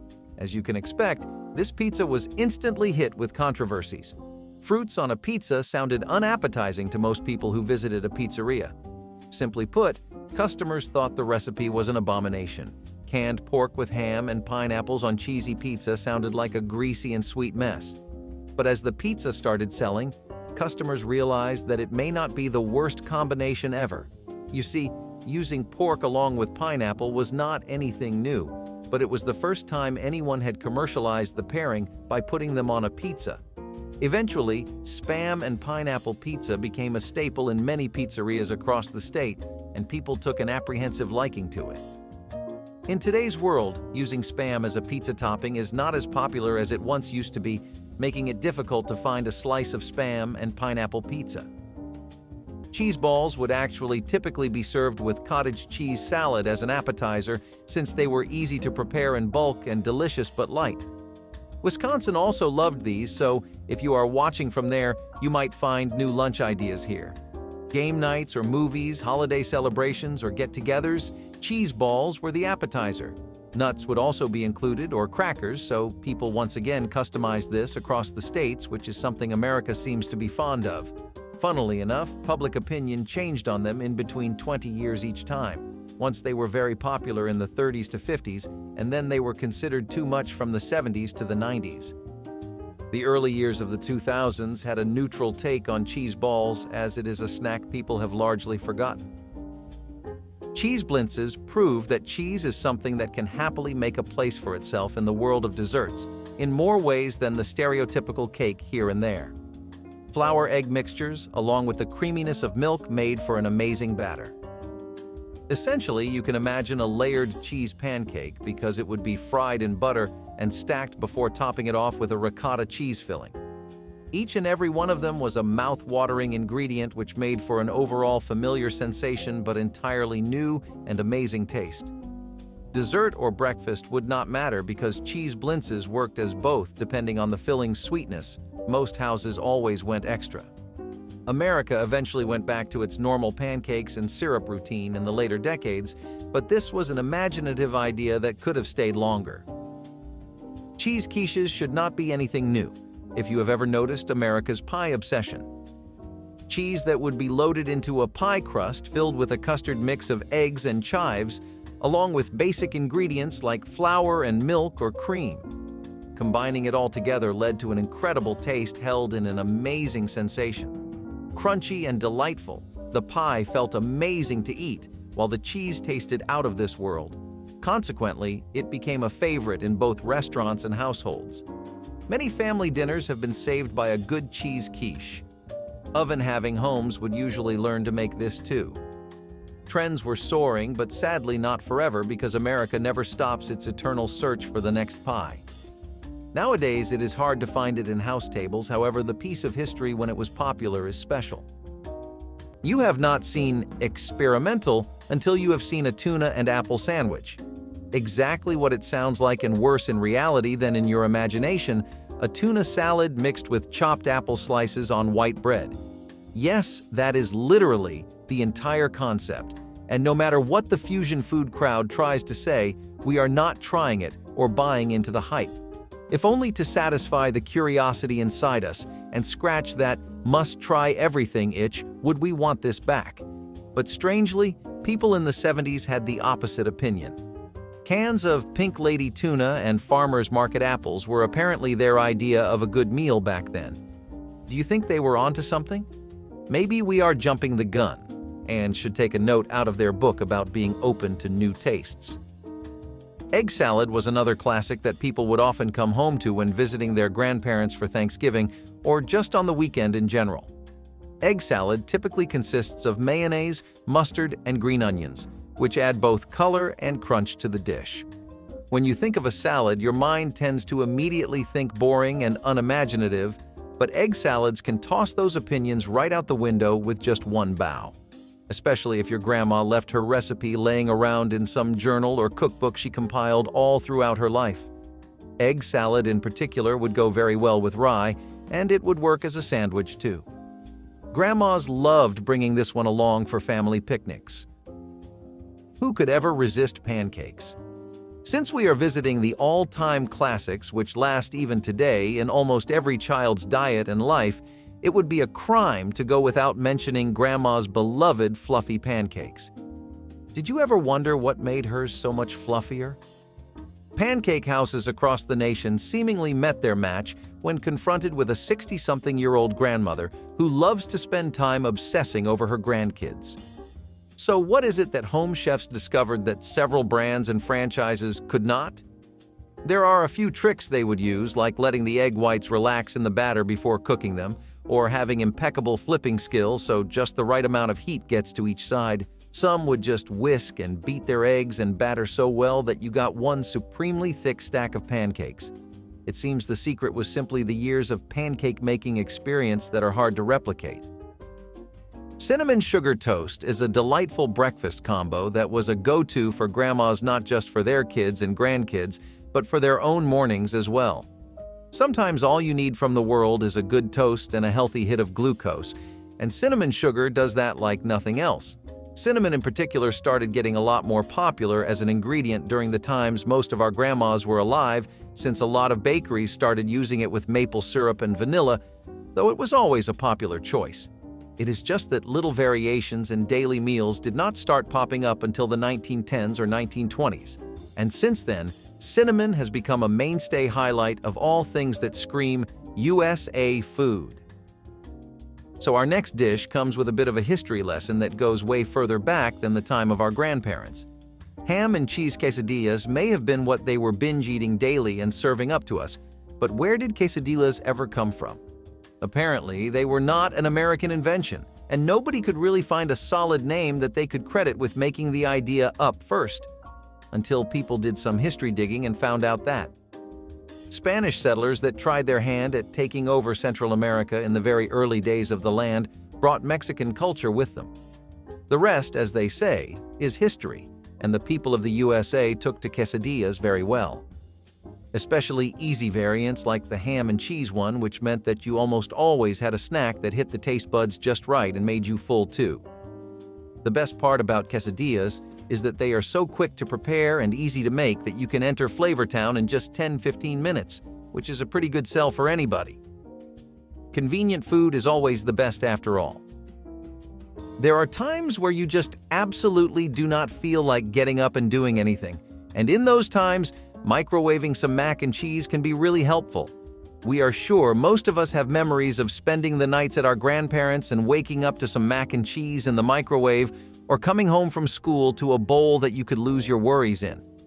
The cheesier it was, the happier a kid would be after eating it, and even at this adult stage of life, a hot bowl can bring all those memories flooding right back in. Mac and cheese started growing in popularity when Mississippi farm families adopted it as a regular meal, and from there onwards it spread to a lot of families everywhere across the states. We thank God for that little fact every day, since we do not know what we would do without it. Crab Rangoon pizza tasted just as exciting as it sounds. Invented by a restaurant named Trader Vic's, the pizza was a fusion of early American Chinese food with elements of the cuisine known as tiki. Such a combination and unique taste definitely attracted a crowd, hence making the Crab Rangoon pizza an enticing dish. Many restaurants added the dish to their menus, hoping to impress customers with a pizza that was new, tasty, and a fusion of tastes that people never expected.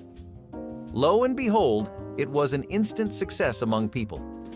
Despite how much love the pizza received, restaurants eventually removed the pizza from their menus, making space for newer and exciting dishes that would attract customers again. Today, there are barely any pizzeria or restaurants that serve Crab Rangoon pizzas. It is quite sad considering how, from the accounts of people who tasted this forgotten slice from history, it tasted like a maritime explosion of flavors.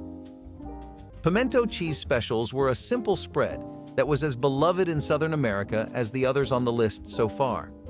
Pimento peppers and shredded cheese were all you needed to have yourself a volatile spread flavor-wise. Citizens of the state easily remember when this got popular enough to start being sold in canned variants. Pimento cheese specials were usually referred to as the South's very own pâté. Flavors just made sense no matter the combination. And before you ask yourself, yes, it was very popular with sandwiches. Toast or flatbreads or lasagna, this went with everything and it elevated most things it was mixed in. Pimento peppers are a bit of an uncommon ingredient nowadays that do not see much use. However, this was a very warm moment in America's cheese history that might make a comeback. Limburger sandwiches consisted of Limburger cheese fillings and sandwiches, which might surprise you if you know what Limburger is. Stink is the most commonly associated trait with the cheese. So, why is it so popular in Wisconsin? The 1930s to the 1970s. America was a much different beast food-wise than it is now, and people actually enjoyed ripened cheeses a lot. Limburger had a uniquely strong fragrance to some and smell to others. Strangely appetizing to most in the state, it was available in most taverns in Wisconsin. Onions and mustard were a common addition, as well as typical spices and peppers.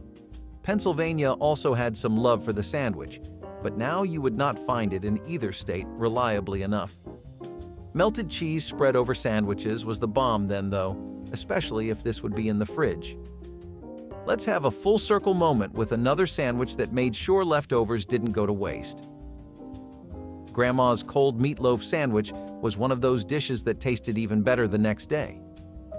Meatloaf has been a staple in American kitchens since the Great Depression, when home cooks, mostly grandmas, stretched ground meat with fillers like breadcrumbs and oats. The sandwich became a popular way to make the leftovers go even further. Now, there were no strict rules for what went in this sandwich, so Gram put whatever she could find. You could use a variety of bread types, sourdough, rye, or even a soft white loaf, and top it with anything from ketchup and mustard to mayo, pickles, or even lettuce. You could even eat it cold, so it was really comfort food at its finest. There were many versions of this sandwich throughout the United States. Some meatloaves were sweetened with ketchup or brown sugar glaze, while others included a mix of ground beef, pork, and even veal. Last but certainly not least, we have the Bolognia sandwich. This one's still popular and never really vanished from Grandma's lunch table. Bologna, or bologna, originally hails from Bologna, Italy, where a similar sausage called mortadella is made. Of course, America has its own simplified version. A classic Bologna sandwich usually included slices of bologna, white bread, and a slather of mustard or mayonnaise. But some of our grandmas added cheese or pickles for some extra flavor. This sandwich became a lunchbox favorite in the mid-20th century, particularly during the 1950s and 1960s, since it was light on the pockets. In American slang, it's called the bologna sandwich, and the word means something nonsensical or silly, which refers to the inexpensive and playful nature of the sandwich. This one was so famous that country singer Jimmy Dean even wrote a song about it called Bologna. Our grandmas loved the song as much as they loved whipping this one up for us. Cheese canapes continue the trend of this list's cheese-based starters. as it is another appetizer that was elevated for the middle-class American taste buds via cheese. In fact, they were pretty popular at fancy upper-class parties because the cheese biscuits were perfect to munch on mid-conversation. Cheese canapes would be made up of open-faced biscuits with garlic herbs and cheddar cheese or cream cheese. Taste-wise, it resembled a little explosion of cheese in your mouth with just the perfect amount of crunch, similar to nachos. Even fancier variants of the dish would involve smoked salmon or onion jam served alongside with it. When used in combination with other foods like that, it stood out but not long enough to stay in recent memory. Cheese sandwich loaf is exactly what it sounds like, with a lovely helping of cream cheese to add to the experience. Cheese lovers watching right now must have been wondering when a sandwich would make its debut. Let's just say we saved the best for last, and that is not an exaggeration because this sandwich was downright heavenly. Arguably the king of the pile, and that is one extremely competitive title to claim, versions of this sandwich would still influence loaves and other sandwiches in recent history. One for every kind of festivity you can think of or on boring Saturday nights. Cheddar cheese was a very popular pick, but people went with many, and it gave each state its own flavor profile. Nowadays, it is hard to find the exact version of this you would see back in those days because it changed heavily later. Pickles come in pairs with olives, so it is only right to mention cream cheese and olive sandwiches next. Cream cheese was an ingredient that was already a staple in many American homes because of its popularity in desserts around the 1970s. Olives are, well, olives, and if you do not have a bottle always ready to go, you need to reevaluate your grocery shopping list for this month. Mixing the two made both substantially better, like those power-ups Iron Man gets whenever he puts on a bulkier suit. If people felt really fancy, they would put the olives on the stove for a while and have them fried. Not only was it great on its own, but people also did not stop at just frying. Both of them made for really awesome toppings on meat-based sandwiches. We would not mind seeing more olives on our plate today for sure. They are a classic we feel work in any era. In the 1960s and 1970s, Italian-American communities fried their zucchini. This meal later faded off in the 1980s after serving families for over 30 years. The sliced zucchini was coated in seasoned flour or breadcrumbs and fried until crispy. Preferences vary, though. Some do not like the deep brown version and would scoop it off the oil while it's still white. Others would cut their zucchini in stripes, while some would make round shapes. Until it faded off, fried zucchini was a favorite appetizer at Italian family dinners and was even passed down in family cookbooks. We all love to sneak off crumbs of dough while baking, but have you ever tried frying some? Citizens of the US did in the 20th century, but they were not the only ones. This snack can be traced to as early as 8000 BC in China and Egypt. Fried dough was crispy and golden on its exterior and fluffy and white inside. It made a loud crunch when you bit into it and left your tongue with a sweet aftertaste. To prepare this, the dough was shaped into rounds or strips and fried until golden, then dusted with sugar. It was served at fairs or carnivals across the US and was loved by all classes of people, including little kids. It was also known by various names like elephant ears or beaver tails. You would not believe this, but many years ago in the 1980s, fried ice cream was a popular meal in Mexican-American cuisine. It was also found in some Japanese restaurants.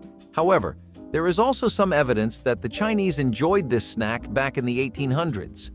Fried ice cream is simply ice cream coated in batter and fried to create a crispy shell. And the best part? It never melted. This sweet treat was the ultimate dessert, where a crispy shell hit a cold, creamy snack. All you needed was ice cream, batter, and oil. It was typically enjoyed by children with sweet tooths in middle and upper-class homes up until the 2000s, which was not very long ago. Cheese wafers were another snack that was impossible to miss at most family tables or eat-outs of any kind. Light, thin, but flaky and fluffy. Cheese wafers hit all the right spots to make your five senses say, "Yup, I'm eating all of that."